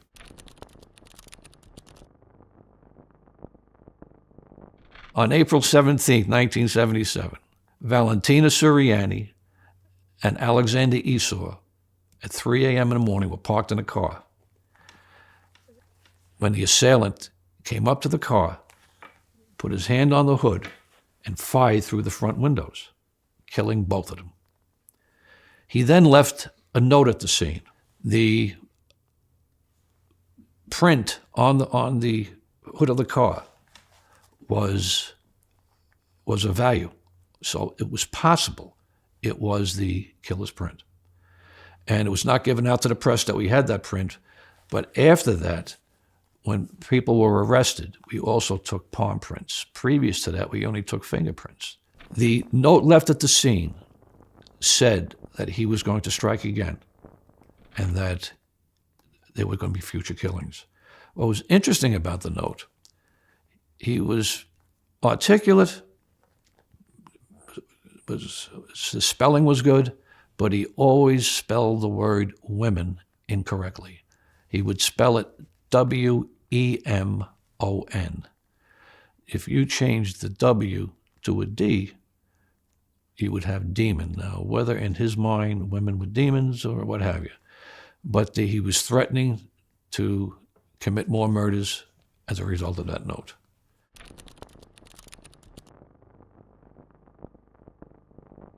Not too far away from the Freund shooting, college student Virginia Vascarichian at 7:30 at night is walking down the street. The time is much earlier than the previous incidents, and it's the first incident where the person's by themselves. She's walking down the street, and the assailant is approaching her. She sees him pull out a gun, and she puts her books in front of her head, and he shoots through the books and kills her instantly. Since the homicide occurred in the same precinct as the previous ones, they did a comparison, forensic comparison, and found that the same gun used on the Freund shooting was used in the Vascarichian shooting. They then decide to review citywide all cases that had a .44 used. And they came up with 3 other cases. One of them was the bullet was of value, and the other 2, while the bullets were not of value, they thought, based on the scenario of women being approached out of the blue, that it's possible the 5 incidents are related. Mr. Sal Lupo and Julie Placido were sitting in a car in front of the discotheque when they were approached by a male who shot and injured Julie Placido and fled. There was an order given out to all detectives and all uniformed persons.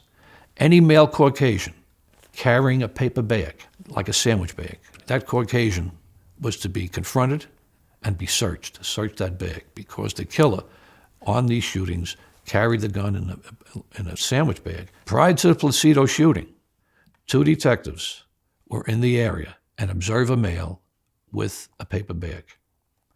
They are approaching him to confront him when they hear the shooting of the discotheque where Placido was at. They go to the discotheque, they assist the officers there, and then they realize maybe the individual that we were going to confront was fleeing the scene, and they go back, but he's not there. Was it David Berkowitz? We don't know. It could have been, but it haunted these 2 investigators, thinking that maybe we had him.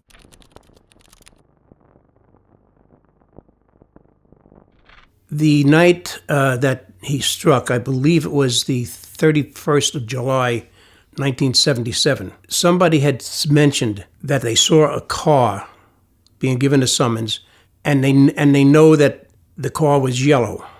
And after the shooting, it went out over the air, be on the lookout for a yellow Volkswagen. At the time of the murder in Brooklyn, I was assigned as a detective sergeant in the 10th Homicide Zone, housed in Coney Island, New York. That was our precinct, station house. I was sleeping in the station house, and I was awakened in the middle of the night.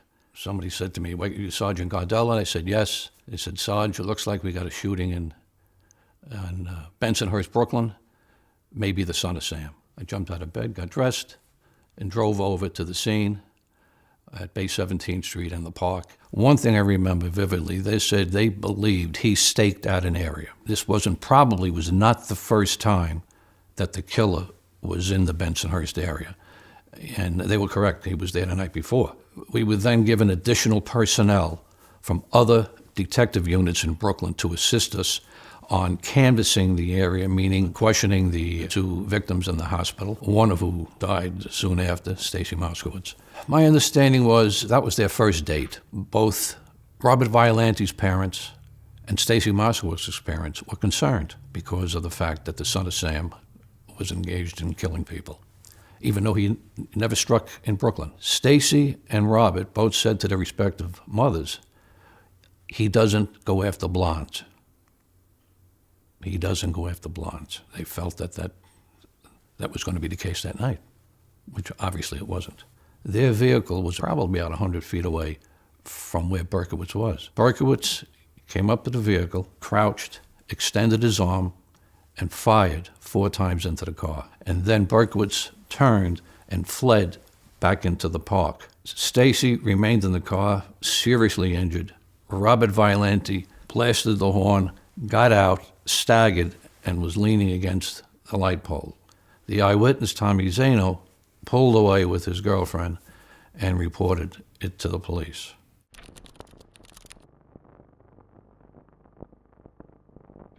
The Brooklyn case had the most impact on the public.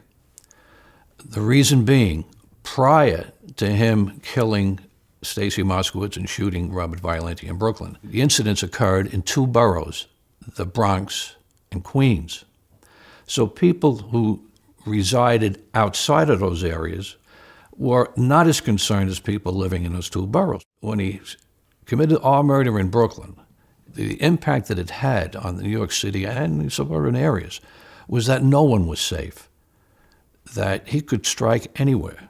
We interviewed numerous people, but we did receive a phone call 2 or 3 days into the case from a young couple who said their neighbor, Cecilia Davis, she said, the night of the murder, I was walking down the street with my dog, and I think I was followed by the killer. We sent 2 detectives over to the young couple's house to interview Cecilia Davis. The night of the shooting, she was outside with her dog, and she observed a male coming in her direction, and he was carrying something in his hand.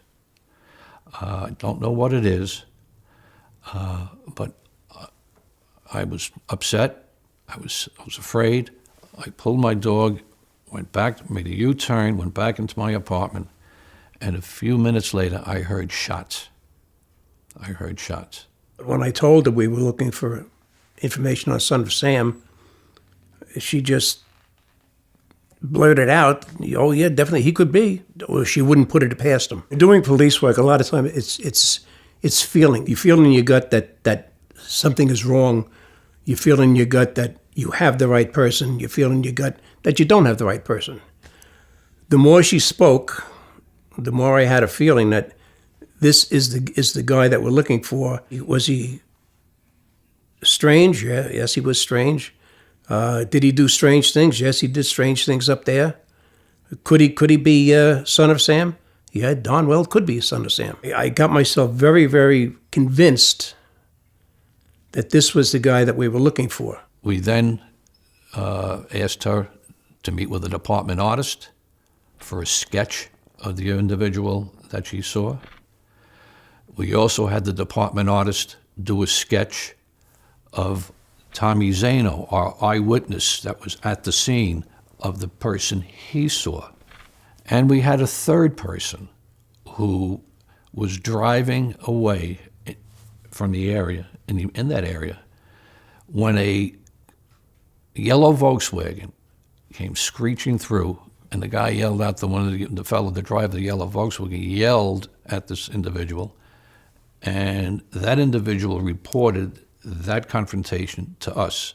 We did a sketch to see if the 3 individuals were actually the same individual, or they were different individuals. They're very different. That sketch that was given out to the press did not resemble David Berkowitz. David Berkowitz had a round face. The sketch was of an individual that had a narrow face. It was my opinion, I don't think at this point, because they were so different, that we should put any of them in. And I think that was a mistake, because it generated conspiracy theory, that those 3 sketches were 3 people who were at the scene, who were part of the group that was involved in the killing. It could be the witness was looking at the flashes of the gun and not much of the person's face. So maybe he did see his face, but most of it was concentrating on the shooting itself. As far as Cecilia Davis, her sketch that we did, I don't know if that was David Berkowitz. I don't know. But she's crucial to the case. And in fact, she was the person who really gave us the deciding piece of evidence. We decided to check for parking tickets. Maybe the killer had received a parking ticket. And we checked between 10 o'clock at night, which was before the incident, until 4 o'clock in the morning. We checked that precinct and surrounding precincts to see if any summonses were issued to any vehicles. The logs were checked, and there were no summonses given out during that time span. When Cecilia Davis was interviewed, she told the two detectives, Joe Strano and Joe Smith, that she saw a police officer giving out a ticket. The two detectives now were questioning her credibility, and they knew that there were no summonses issued based on the information we had, and they told her that. And she insisted, I saw an officer giving a summons. We checked for summonses, and it came back that the logs were checked, there were no summonses issued. She was so insistent that we decided to check a third time. And on the third attempt, it came back that there were 4 summonses issued the night of the incident, one given to a David Berkowitz that lived in Yonkers. Detectives Longo and Ziegel went up on August 10th, 1977, to speak to Yonkers police concerning the person who received the ticket back in New York, David Berkowitz. They decided, before coming back to New York City, to go on the block where the registered owner of the car lives. That was on Pine Street. So the afternoon of August 10th, they look into the car, and on the floor of the rear of the car, there is a Army duffel bag, and protruding from the duffel bag, we thought was a submachine gun, was a semi-automatic rifle. Now it's 10 o'clock at night. I'm sitting in the passenger side of the unmarked car. There's not a soul on the street. I observe a male coming out of the apartment building where the registered owner lives. Now, we didn't have a photograph of him. He walks up a few steps up the block and then cuts into the street. And I said to John, John, a male just came out of the building and he cut into the street. Do you see him? He said, yeah. And for whatever reason, he very nonchalantly says to me, I see him. He's getting into the car. I jump out of the car. I took my gun out, ran down the sidewalk as fast as I could to confront Berkowitz before he had an opportunity to go for his gun. And I would say in less than 10 seconds, I was at his front passenger window, and the window was lowered about maybe 6 inches. I put my gun through the car, through the window, rested on top of the glass, and I screamed at him, police, don't you go for a gun. Don't you move your hands. He had his hand on the ignition key. Now, I'm at the front passenger window, and he slowly turns his head like this and smiles. I told him to put his hands above the dashboard. He complied. I told Berkowitz to start moving out. He did. He started side-saddling out. John puts one cuff on. I run around the car. John puts the other cuff on. Well, he said, you got me. What took you so long? The following morning, I got up from bed, got ready for work, got in my car. I was about, I would say, a mile away from my house on the Parkway going into Brooklyn when it came over the radio that New York City Police Department has arrested the person known as Son of Sam.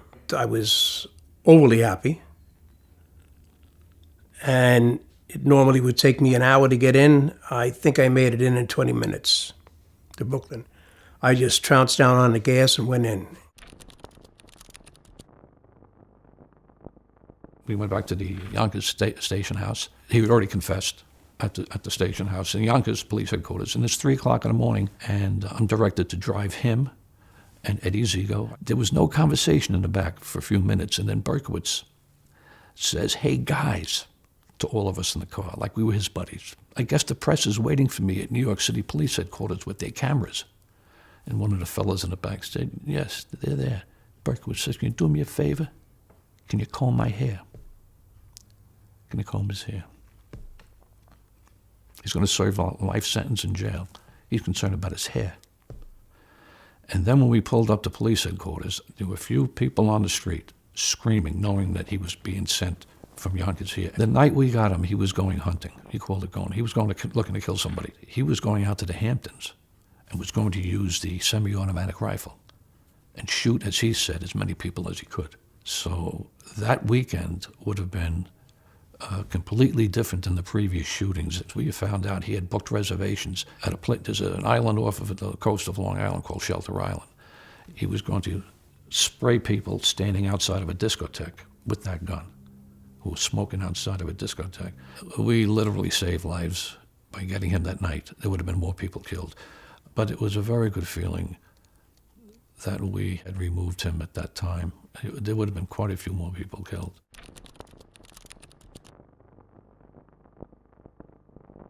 People were on the streets. It completely changed the atmosphere of the city. It hurt businesses, especially the discos. It helped beauty parlors for wigs and what have you, for a young lady to disguise himself, but you wouldn't see people out at night.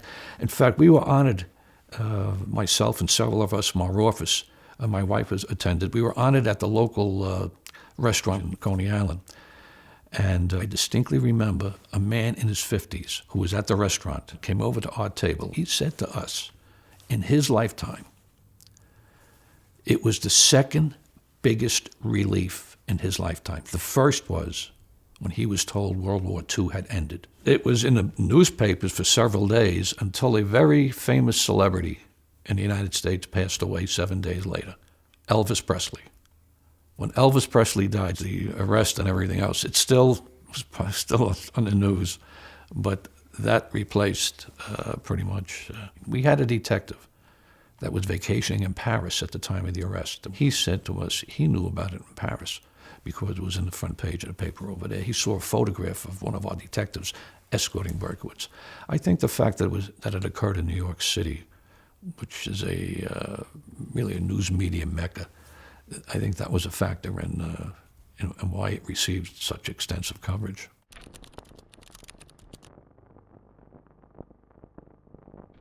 I just feel for the families, what he did to those families. Innocent kids. You think at the time, and I'm not saying anything about death penalty. Here's a man who's been alive for all these years, and here are these families that have been devastated and never got over what happened to their children.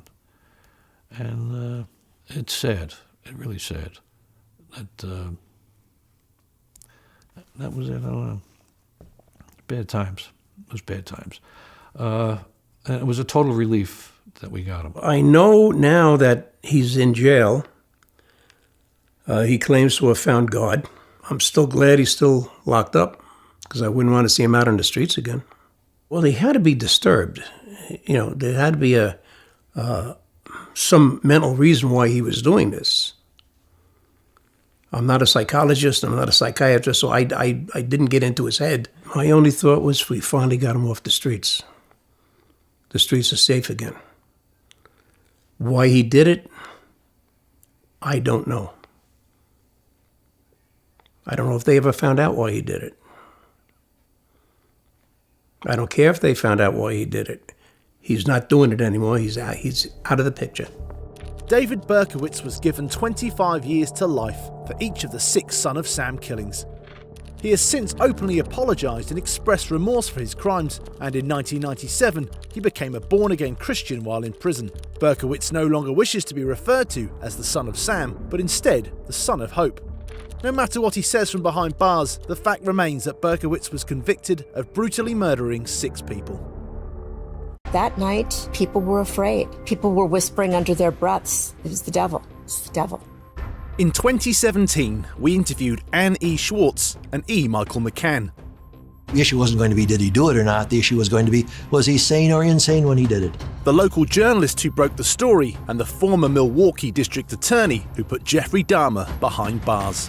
Dahmer always said that he was compelled to kill. He called them urges, and that's what he called them until the very end. Jeffrey Dahmer, otherwise known as the Milwaukee Cannibal. When I heard what this man had done, he'd killed so many people, had sex with their dead bodies, chopped them up, dismembered them, ate part of their bodies, drank blood, I thought he must be crazy. Then when I examined this man and talked to him, I realized he isn't insane at all.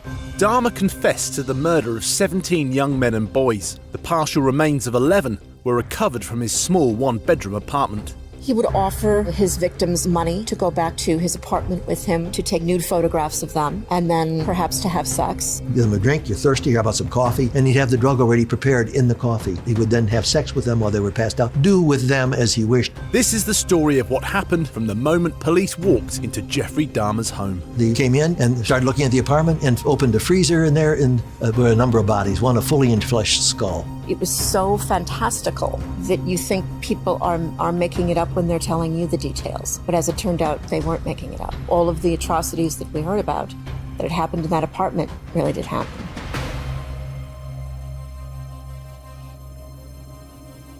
I'm Annie Schwartz. I was a reporter at the former Milwaukee Journal, daily newspaper here in Milwaukee, and I was the reporter that broke the story, and then the only local reporter that wrote a book on the case. My name is Edward Michael McCann. I was the elected district attorney of Milwaukee County, Wisconsin. In the states, the elected district attorneys makes the decision if charges should be brought and what those charges should be. I was a part-time crime reporter, so that meant 24 hours a week, no benefits. And I had gotten to know a lot of the police officers quite well. And I got a tip the night that Dahmer's crimes were discovered from one of my sources who said, "You're not going to believe this, but there's a guy who's been saving body parts in his apartment." That was it. And, you never know. Police humor is a dark thing. So I didn't know if they were kidding me, having a little fun with me, or if it was really true. I took the chance that it was true. And I drove out to the neighborhood of 25th and Kilbourne in Milwaukee's Central City, and the story evolved from there.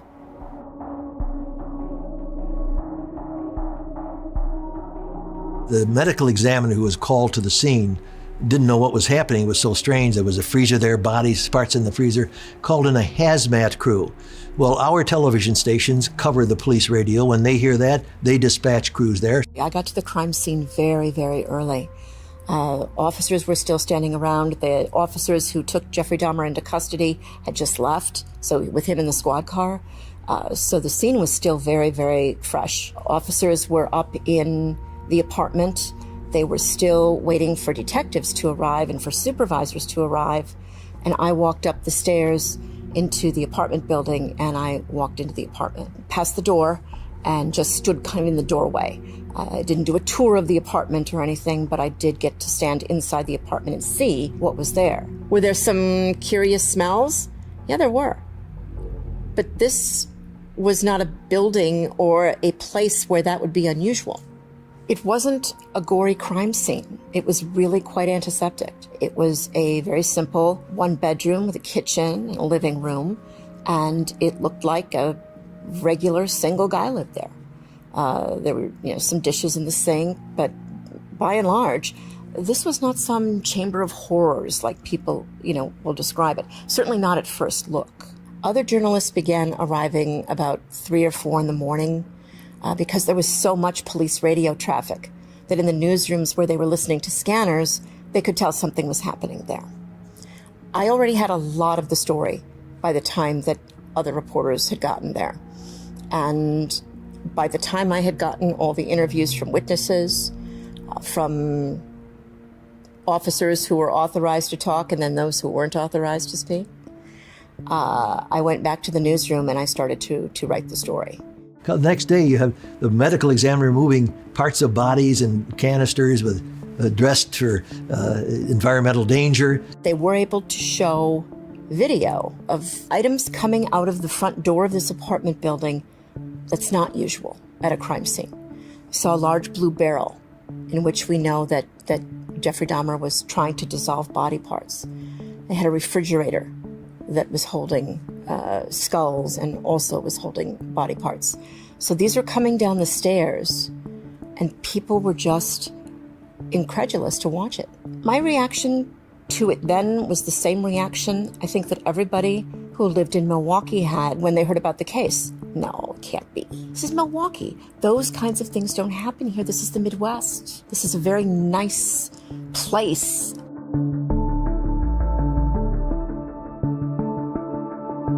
On July 22nd, 1991, several police officers were working in the district where Dahmer's residence was. A man came up to them wearing a handcuff. one handcuffed, the other, his name was Tracy Edwards. He said they had been held by a man. Could they undo the lock? Tracy Edwards had gone back to Dahmer's apartment with him. While they were together in the apartment, Dahmer threw a handcuff on him because this was now the beginning of his ritual. And Tracy Edwards, it's hard to say because he is the only one that was in the apartment at that time, he and Dahmer. But Tracy Edwards has said that he saw something that made him afraid of Dahmer. Dahmer had taken photographs of his victims in various stages of dismemberment, Polaroids. And those were sitting on the dresser inside the bedroom. They weren't sitting out in the main living room, but there was some speculation that Tracy Edwards had perhaps seen that. And he ran out of the apartment in his underwear, ran down the street, and when he saw the police car, Tracy Edwards has said his intention was just to get the handcuff off. That's all he wanted. He stopped these cops to say, hey, can you just get this off of me? They tried to undo it with their key, the handcuffs, couldn't do it. And the officers start talking to him about what he saw, and then they said, well, we should probably check this out. Let's all go back to the apartment. Tracy Edwards really didn't want to go back to the apartment, but they needed him to show them where to go. As they approached the apartment, Edwards told them, by the way, he was holding a knife on me. He was threatening me. Oh. The officers got into the apartment building. They knocked on the door. Dahmer answered, and the minute he saw that it was the police, he tried to shut the door on them. The police pushed the door open a bit. They started struggling with him, and then finally, he just gave in. They opened the door, they came in and started looking at the apartment and opened a freezer, and there were a number of bodies, one a fully enfleshed skull. So they knew they were dealing with a very serious offense. Once detectives and officers started searching further, that's when they found out what the actual horror was in that apartment. One of the officers said he heard a scream, then he realized later he was the one who screamed when he saw the body. Just a little slight resistance, but Dahmer was taken into custody and the investigation was initiated. Dahmer was officially finished. He was finished killing, and he knew that he was finished. This was not a great whodunit. This would have been a whodunit if Jeffrey Dahmer hadn't confessed to everything. He went through the details of 16 slayings in our city, going from 1987 through 1991. He gave full confessions to the police, detailing this. Most of the time, he did not know the name of the victims. They were victims he had picked up.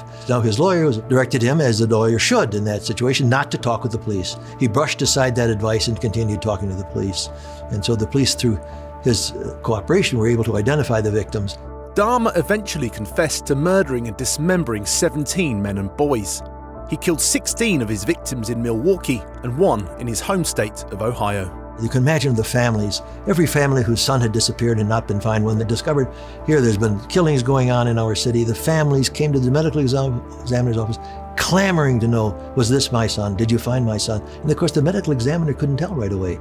He very carefully used DNA to compare families. He didn't want to give someone the wrong part of a body. In some cases, parts of a body were recovered, unidentifiable for all intents and purposes. So he had to very carefully and sedulously go through the evidence, the medical examiner, and not create some distress for a family by giving the wrong body. So that took some time. When Dahmer remembered a crime that he might not have shared with the detectives, he would have the jail call them, whether it was the middle of the night or the middle of the day, and say, I remembered something else, please come over. Dahmer had said he wanted to make sure that he didn't forget anything because he wanted those families to have closure. I'm not sure about that. That may be giving Jeffrey Dahmer more credit than he is deserved, but he did claim to want to try and remember so that all of those families would have closure. A New York Times reporter got a copy of the confession. It was a detailed 38-page confession. It was a front headline page in the New York Times, which ethically you don't tell the public all the details of this. Not only had he simply slain these people for sexual purposes, but he had cannibalized them to some extent, and the atrocious things that he had done to the bodies, the manner in which he operated, that he drugged them. It seemed to seize the imagination and interest of people. The first day it was local television, second day national television. By the third day it was international television. In fact, within a week I saw a crew from Japan crossing the courthouse yard. So I had already been a district attorney for over 20 years, had worked with necrophilia. You know, he starts with pornography, and then he went into bathhouses, homosexual activities in bathhouses. Then he went into bookstores, pornographic bookstores, then into the gay bars. And that's how it progressed until he was taking advantage of people. He wanted to have sex with a man, but he didn't want a man necessarily to have sex with him in any penetrating sense. So that he decided he would drug these people. He drugged one of the men in a bathhouse, and they banned him from the bathhouse. They realized there was a drugging here. They banned him. So he would get his victims, carefully select them. Never got a man with a car, because that would leave a car around his house. No, never could trace exactly what happened. Got them to come out to his home. Some of them with offers, hey, take pictures. Some, I'm sure, weren't of homosexual nature. Some were, perhaps, get them out to the house. Give them a drink. You're thirsty. How about some coffee? And he'd have the drug already prepared in the coffee. They would pass out. He would then have sex with them while they were passed out. Do with them as he wished, but of course they couldn't do to him. Then, as they approached recovery, coming out of it, he would strangle them to death. Strikingly brutal. In one case, he used a knife where a man came out of the druggie faster than he thought the guy would. He was a large man. And he killed that man with a knife. Every single one of his victims went with him willingly. Every single one of them. We charged him with 16 homicides, first-degree murders. The families were reporting the sons were missing, but the police were not finding bodies. And not infrequently, young men, something happens in their life, they just up and leave town. That happens enough that the police don't get worried. If it's a woman, they'll immediately commit resources to investigate, but young men, they don't. The reaction of the community in the initial days, of course, shock. Eventually, a picture was painted of who Dahmer's victims were. And they were almost all African-American homosexual males. Well, in the local community, of course, these families that had lost their children came forward. Dahmer was not African-American. So, now comes the speculation. Well, did he hate them? He didn't.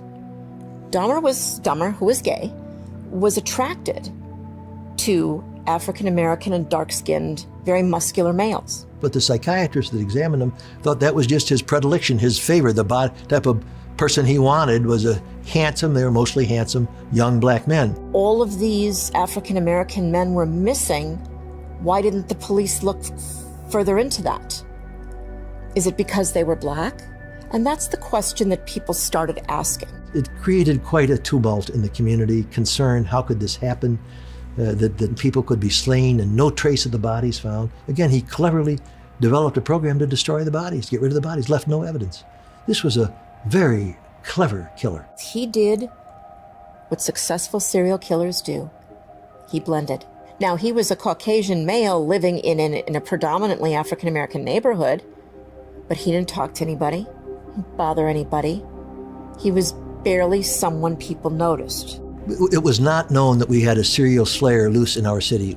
Dahmer admitted to detectives that his killing spree had begun in 1978, 400 miles away from Milwaukee, in Bath, Ohio. Dahmer had been killing young men and boys unnoticed for more than 13 years. His first victim, who was Stephen Hicks, he was a hitchhiker, and they were in the basement of his parents' home. They had had sex, and then Stephen Hicks wanted to leave. And that was when Dahmer just wanted so badly to have company.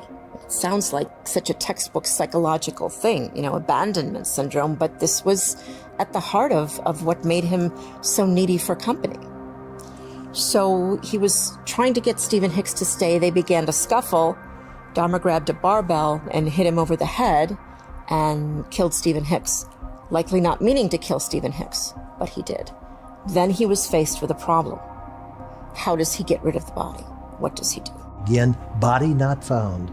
That family went 13 years. From 1978 to 1991, their son had disappeared off the face of the earth. He scattered the body parts in the woods near his house and underneath the home in the crawl space. That's how he got rid of Stephen Hicks. Dahmer admitted that he had killed this young man. It had not been known. He hadn't been a suspect at all. So what started as kind of a spur-of-the-moment killing bloomed into something very, very methodical later on. Following the murder of Stephen Hicks, Dahmer spent many years finessing his technique for selecting and disposing of victims. Later on, Dahmer would look for people that he could try and keep with him, that he could put in some kind of a zombie state so they would never leave him, so they would stay with him forever. His idea was to drug people and keep them with him so that they wouldn't answer back to him, they wouldn't argue with him, they wouldn't fight him. They would stay with him. That's what he wanted. He wanted companionship.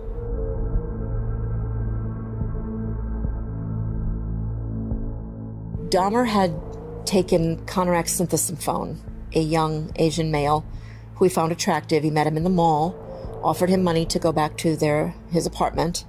He went. He tried to make him a zombie, a sex zombie, keep him alive and use him. The police actually hacked into that when it was in progress.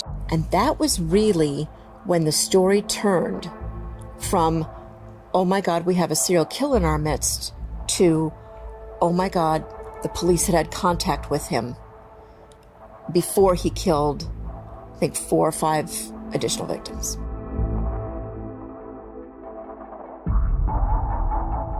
He began to work the ritual. Dahmer, he began to drug him, and then he began the process of this crude lobotomy. And he had drilled a hole in this young man's head. He took a break. He ran out to get more beer, Dahmer did. And while he was gone, Konarak ran out of the apartment. Dahmer was an alcoholic and would drink before he did these things, I think to quiet his conscience, to do these horrible things. He was naked. He was completely dazed. And he was running up the alley next to Dahmer's apartment building.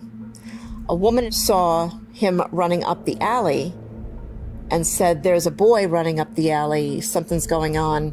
And then these women called the police. So the police were told that a young naked man was running up the alley. Go see what is up with this. Dahmer comes back from getting the beer. We've got an ambulance there. We've got 2 police officers there. So he walked up to the officers. "Good evening, officers." He's very polite. He's sober. And he said, "This is my boyfriend. He came to stay with me. We had a little bit too much to drink, and he ran out of the house." He said, "How old is he?" Dahmer said, "He's 19. And the officers said, "Okay, well, just to make sure, let's all walk back up to the apartment together." Dahmer persuaded those officers they were having a relationship. They need not be concerned, even though had they carefully looked at him, they would have realized there was a problem. Took him back into the apartment, and he had 2 bodies in the next room. Closed door, of course. Persuaded the police that there was nothing wrong doing. The police left, and he thereafter slew that man. To that family, you can imagine the agony and the upset. The officers were fired. There was 2 of them were fired, and there was lawsuits over whether they could get their job back. It created much distress in the community, in the black community particularly. At a preliminary hearing on January the 13th, 1992, 31-year-old Jeffrey Dahmer pleaded guilty but insane to 15 counts of murder across Milwaukee. People would say to me, come up to me and say, "Mike, this guy killed 16 people. He was drinking their blood, eating parts of their body. He must have been crazy." It sounds like he's crazy to say that, but that's not what the insanity rule is. In the fact that he would have sex with a dead body, pedophilia, the various paraphilias there are, pedophilia, zoophilia, pedophilia, sex with kids, zoophilia, sex with animals, necrophilia, sex with dead people. That's never been an insanity defense in our country. If found sane, Dahmer would serve a life prison term for each murder. If found insane, he would be sent to a psychiatric facility where he could petition for release every 6 months after a year of treatment. We know the issue wasn't going to be did he do it or not. The issue was going to be, was he sane or insane when he did it? We engaged several psychiatrists to testify as expert witnesses. The defense doctored up, as they say. The court appointed several psychiatrists. So it became a battle of experts, if you will.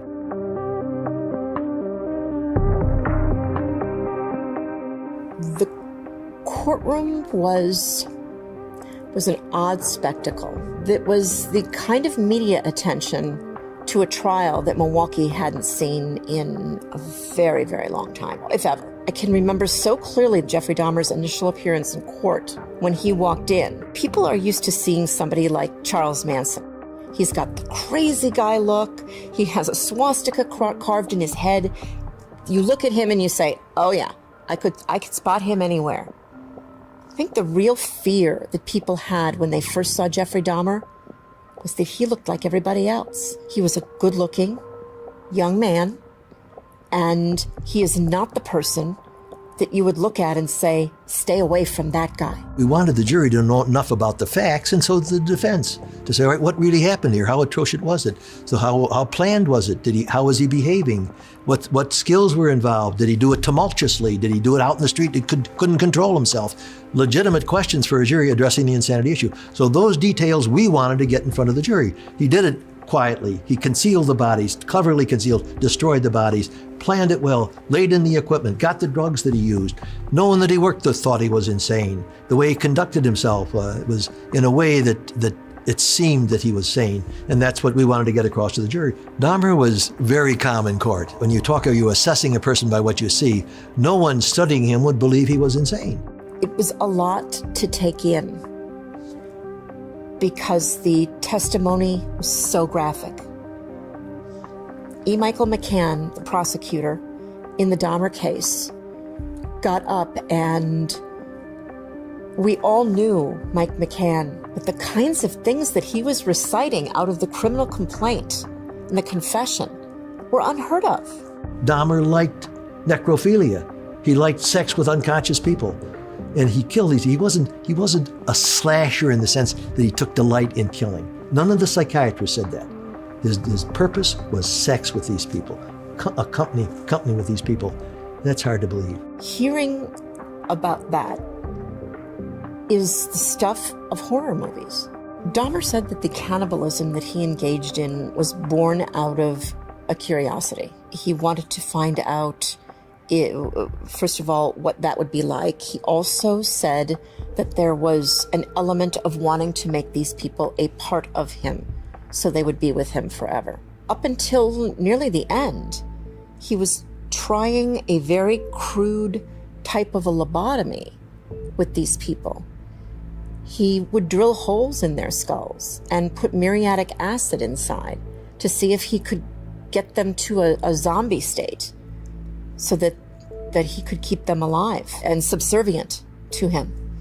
But of course that didn't work, and his victims died one after another. The most convincing psychiatrist was less prominent, but a down-to-earth man. His name was Dr. Palermo. Palermo came on like a guy from the street. He's a psychiatrist, highly skilled, but very informal. And he said to the jury, look, when I heard what this man had done, he'd killed so many people, had sex with their dead bodies, chopped them up, dismembered them, ate part of their bodies, drank blood. He said, I thought he must be crazy. Then when I examined this man and talked to him, I realized he isn't insane at all. That to me was a turning point in the jury, because he came across as probably thinking as they may have thought. Look at, he did all these things. How could a sane man do this? This was a man down to earth that probably went through the same thoughts that the jurors had. The trial provided an opportunity for spectators around the world to learn more about Jeffrey Dahmer and his abhorrent crimes. He had a pretty normal childhood. It was just Jeffrey, his brother, and his mother and father. His parents began to have marital troubles, and they were getting a divorce. Dahmer did not react well to his mother leaving. He and his brother were staying with his father. And so Jeffrey Dahmer began to drink. Began to be drunk at school. Other students noticed it. There's a thought that in hindsight, you ask why more people didn't try to intervene. You've got a kid coming drunk to school.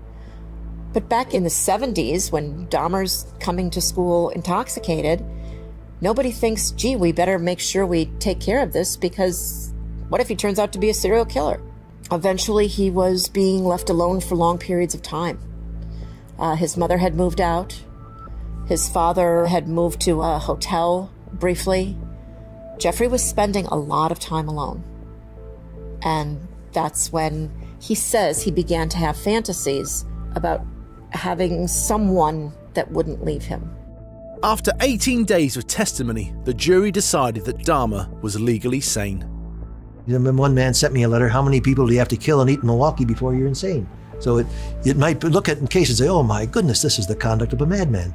But not here. This was a very clever man that knew what he was doing. He was not insane. Although, looking at the surface of it, I can certainly understand why a layman might look at these facts and say, my goodness, this man must have been insane. He was not. When the verdict was announced in court, there was a great, shout from the gallery. especially from the victims' families that cried. There were some who felt that it was sort of a sad verdict because Dahmer very much wanted to be studied. He was willing to be studied. And had he gone to a mental institution, perhaps that would have happened. I was happy that this danger was removed from our community, that the jury had not been hoodwinked, that the jury realized this chap was not insane. Jeffrey Dahmer was sentenced to 15 life terms, the equivalent of 957 years in prison. I spoke to him in prison, but he was exactly as everyone described him. He was absolutely vanilla. If you met him in any interaction somewhere, you would never remember him. It was very, very brief, but he was very smart. He knew that I would go on to do a lot of national media because I'd written that book about him. And he knew that if I could get out and say that I had spoken to him, and then everyone would say, well, what did he tell you? What he said was, nobody's to blame for what I did except me. It's not terribly riveting, but it's something that he actually said. Dahmer was raised by a father who had very strict religious beliefs. And there were some observations from the psychiatric community that interviewed Dahmer that perhaps that was a reason he didn't feel comfortable coming out. That kind of comment would raise Jeffrey Dahmer's ire like nobody's business. He hated the idea that anyone would put blame on his father or on his mother. He was put in a prison, a strong security prison in Wisconsin. He was given the option, if you want to stay in your cell all the time, if you're fearful, we'll do that. He said no, he wanted to move around. It was very boring. Christopher Scarver was an inmate who was already in prison for murder. Jeffrey Dahmer and Jesse Anderson, arguably two of the highest risk prisoners in the prison system, were cleaning a bathroom together. Jesse Anderson was serving a life sentence for murdering his wife, which he blamed on two black assailants. Scarver got a hold of a dumbbell from the dumbbell weightlifting area, carried that dumbbell in. A particular guard who should have been watching, wasn't, at least the newspapers reported. Christopher Scarver went into the bathroom and beat both Jeffrey Dahmer and Jesse Anderson to death. So they were bludgeoned to death in a bathroom of a maximum security prison. Christopher Scarver walked out, dropped the barbell, and eventually it was discovered what happened. Dahmer met a violent death. Somehow, you say it was justice done in the sense, I don't believe in capital punishment, even for a guy that killed 16 people. But he met a tragic end. He was bludgeoned to death. There were a number of people who felt that Jeffrey Dahmer got exactly what he deserved. When I called his mother, because his mother was still alive when he died, she said, well, now everybody got what they want. The monster is dead. And then she said, he was my son. He was my boy. The word evil doesn't come up very often. It just doesn't. Guilty, not guilty. Did he do it, didn't he do it? Culpability, yes. But not often evil, because evil is almost a moral issue. That word came up with Dahmer. You couldn't help see what he did. Innocent people, strangers, to take for a couple of hours of sex, to take a human being's life. That's so evil, so evil. I can absolutely say that he did some of the most evil acts known to man. He said he had sex with the bodies. We were unaware of that until he told us. We didn't know. No way to tell. The Green River Killer terrorized Seattle for almost 20 years, murdering 49 women and teens. I poked him with my finger in his chest. I says, you SOB, I know you did it, and we're going to get you one of these days. Hi, I'm Nick from True Crime Uncut. Welcome to Questions With. This week we're speaking to homicide detectives Frank Atchley and Robert Lamoria about how they unmasked one of America's deadliest serial killers, Gary Ridgway. He's sitting there, he's watching, and he has got this smirk on his face, like we're not going to find anything. He thought that he had covered his tracks pretty well, and he had it at that point. But in my mind, I was convinced he was the killer.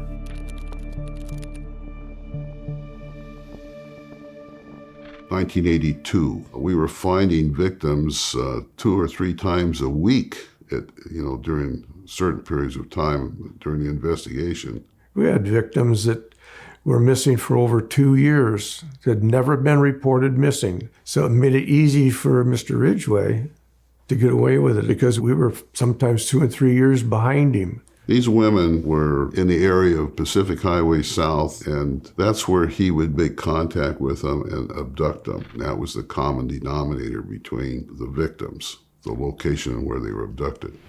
Right now we're next to the Green River in King County, Washington, and this is really where it all started.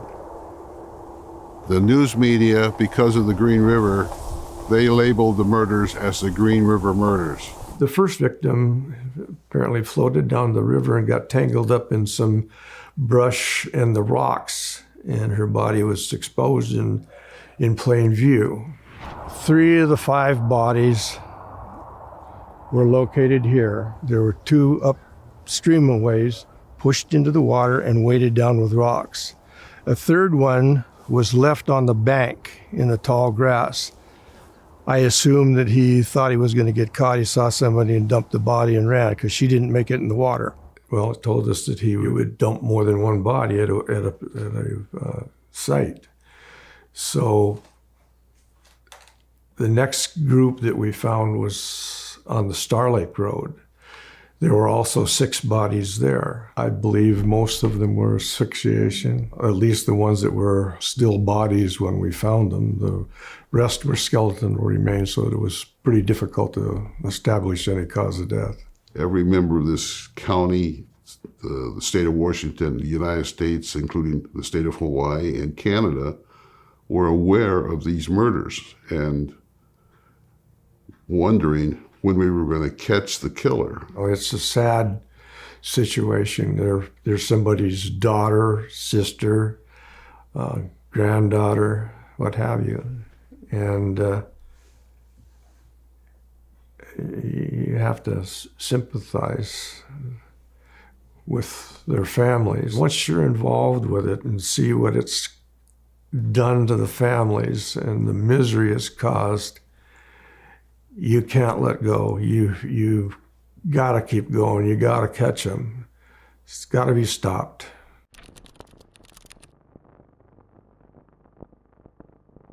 We felt strongly that he was from the area, not too far away. He probably lived within 3 or 4 miles from at least the bodies that we were aware of at that time. Well, this roadway is consistent with many of Ridgway's sites where he, discarded the bodies of the victims. For example, if you look this way, you'll see a curve, okay? If you look the other way, you see another curve.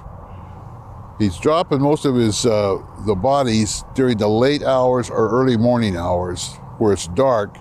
He can see the headlight of any approaching car on either direction, which gave him time to conceal himself and make his car look like it was just an abandoned car. So this is a major part of his MO in discarding the remains of the victims. The victims were found in wooded, isolated areas, generally by a hiker or a fisherman or a hunter, and they would call in the find.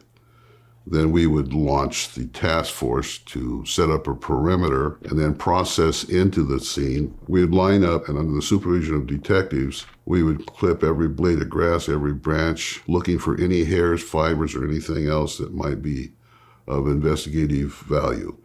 For example, if there was a bird nest in a tree, if we could climb up and recover the bird nest, we would. If we couldn't, we'd cut the tree down, looking for hairs and fibers that birds may have collected to build their nest and help guide us towards confirming the identity of a suspect. It didn't take us long to figure out that it was one person doing it, obviously.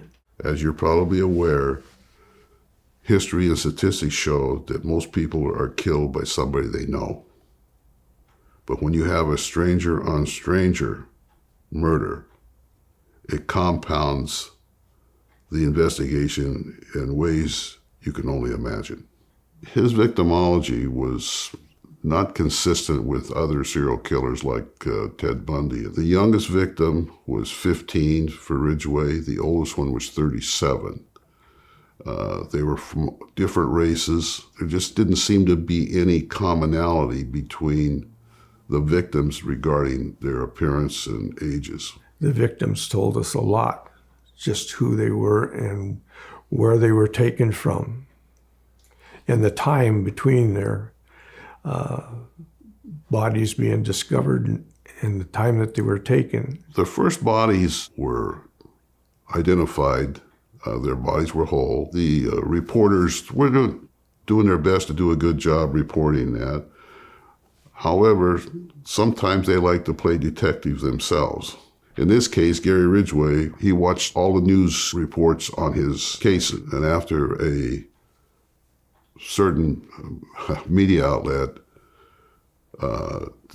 voiced the possibility that trace evidence might be found on the clothing or jewelry, etc., of a victim, the bodies then found after that point in time had no clothing, no jewelry, and they were placed in a hidden place after being killed, and eventually they become just skeletal remains, which made the case even harder to solve because we didn't have a starting point until we got the victims identified. Every time somebody would make a statement about so many victims are in this area and that area, he'd change. He'd go from South Seattle to North Seattle, or to Enumclaw, or out on Highway 90, or I-90 to dump his victims. And almost every victim in the case, other than the original ones, were identified through their dental charts, which created another problem for us, is finding all the teeth. The teeth would be scattered all over the area because of animal activity, and we had to find those teeth so dental charts could be sought and possibly identify the victim. The task force investigators were spending a lot of time on bone finds. We would launch the whole entire task force and spend a lot of investigative time only to find out at the end that it was an animal bone. We would collect all the bones that we could find and then dispose of those bones so that they wouldn't be reported to us again. We were investigating hundreds of suspects. And fortunately, we had a mechanism that we were able to develop that we could clear people. We had some victims that we knew almost to the minute when they disappeared. And if we could put a suspect out of area at the time these women were disappeared and were killed, we could eliminate it because the evidence at the crime scenes indicated we were looking for one suspect, and of course we always had to be conscious of a possible copycat involved.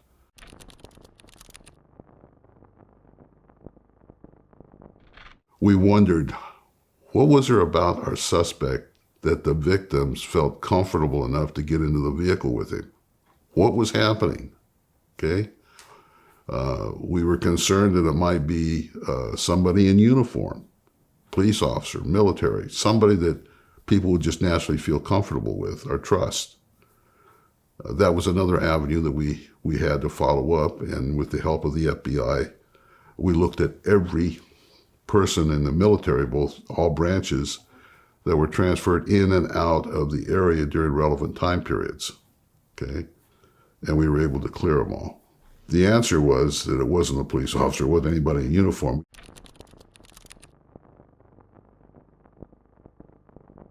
Gary Ridgway, he was tipped off by a boyfriend of one of the victims. He saw her get into this pickup truck. He was trying to go to her rescue, but he couldn't because he got stopped at an electrical signal light.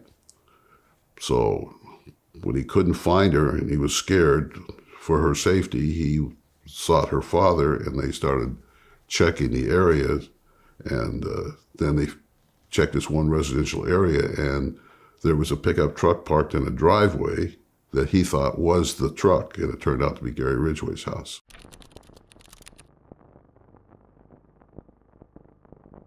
What was interesting was some of the trace evidence found with the remains. We found evidence of a green trilobal fiber associated with the carpet you find in houses. We had contacted a young couple who lived in the garage, which had been modified into a living quarters, who rented it, and they showed us photographs that they had taken inside the house that showed that it had a green trilobal type carpet in there. We served search warrants on his place of employment. We served search warrants on his house. I saw Ridgway at the house. He's smug, he's pretty positive we're not going to find anything in his house. And his mother was there, and she was screaming and hollering that we had the wrong guy and so on and so forth. But I actually poked Ridgway on the chest, and I told him I knew he was the killer, and that we would get him one of these days. And we found no remnant or anything of that carpet. It had all been removed, replaced. And even the vacuum cleaner didn't reveal anything that helped us. He had really cleaned up the place. So that the fibers, as it turned out, the only purpose that they really showed was that some of the victims had been in the same environment before or after they were killed. We took the saliva sample from him for future DNA processing. The evidence that we had at that time, none of it would stand alone as far as getting him convicted, but it was leading us in the right direction. Then we started zeroing in on Ridgway himself. We started looking for other reports of assault on women by a person who matched Gary Ridgway's description. The clerical personnel were going through all the records, and they found a report showing that Gary Ridgway had assaulted or attempted to assault a woman who escaped. So then we started looking for her. We found her in Las Vegas, Nevada. And we took down a photograph lineup with Ridgway's picture in there, and she positively identified Gary Ridgway as the person who tried to abduct her. And that was really exciting to all the investigators, okay? We did a timeline on him. We had every day that he'd work, and he worked on 3 different shifts. Every single body coincided with time off that he had, except for one. But then when we looked closer, he was on vacation. We could place him at every single body site from talking to other people. He had a wife, and he would take her out and show her the dump sites, or he didn't tell her that it was a dump site, but he would take her there. However, with the information we had, we took that to the prosecutor, who informed us that we had enough to charge, just didn't have enough to convict. Okay. So at that point in time, we knew where Ridgway was all the time. Even though we couldn't arrest him, we wanted to make sure he didn't get another victim, kill another person.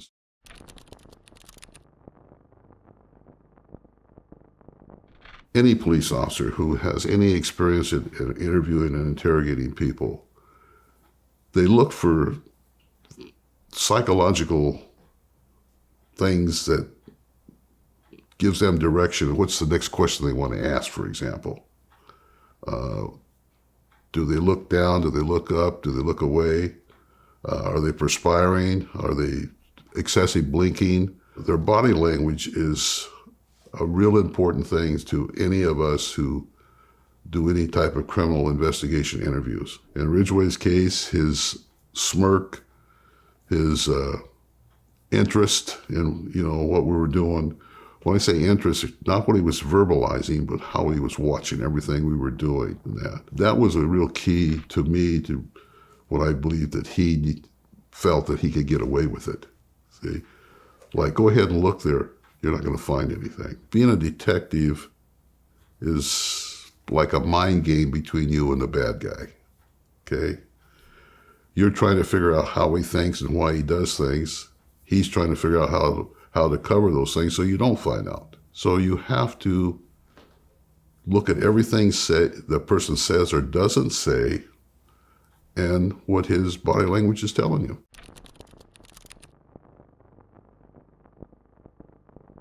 Well, number one, the sheer volume of interviews and paperwork, and it was unbelievable. And we were getting tips in constantly. Fact is, one victim would have been too much. But the challenge that we as investigators in the department had was astronomical. We knew we were in for a long run. We needed to get trace evidence that was absolutely convincing, and that was DNA. Of course, when we started the investigation, DNA was just coming on the scene in the United States. And the thing that we finally got Ridgway on, the DNA, had been submitted 2, 3, 4 times previous for processing, but it kept coming back inconclusive. It wasn't until 2001 we got a positive hit on him, and that's when the arrest was made and he was charged. In my mind, I knew that his apprehension and solving the case was inevitable. I did not have any doubt, based on my experience, that Ridgway was our killer. So it was nice to know I was right. I felt a relief. We had known for 20 years that it was him. Nothing we could do about it until we got the DNA.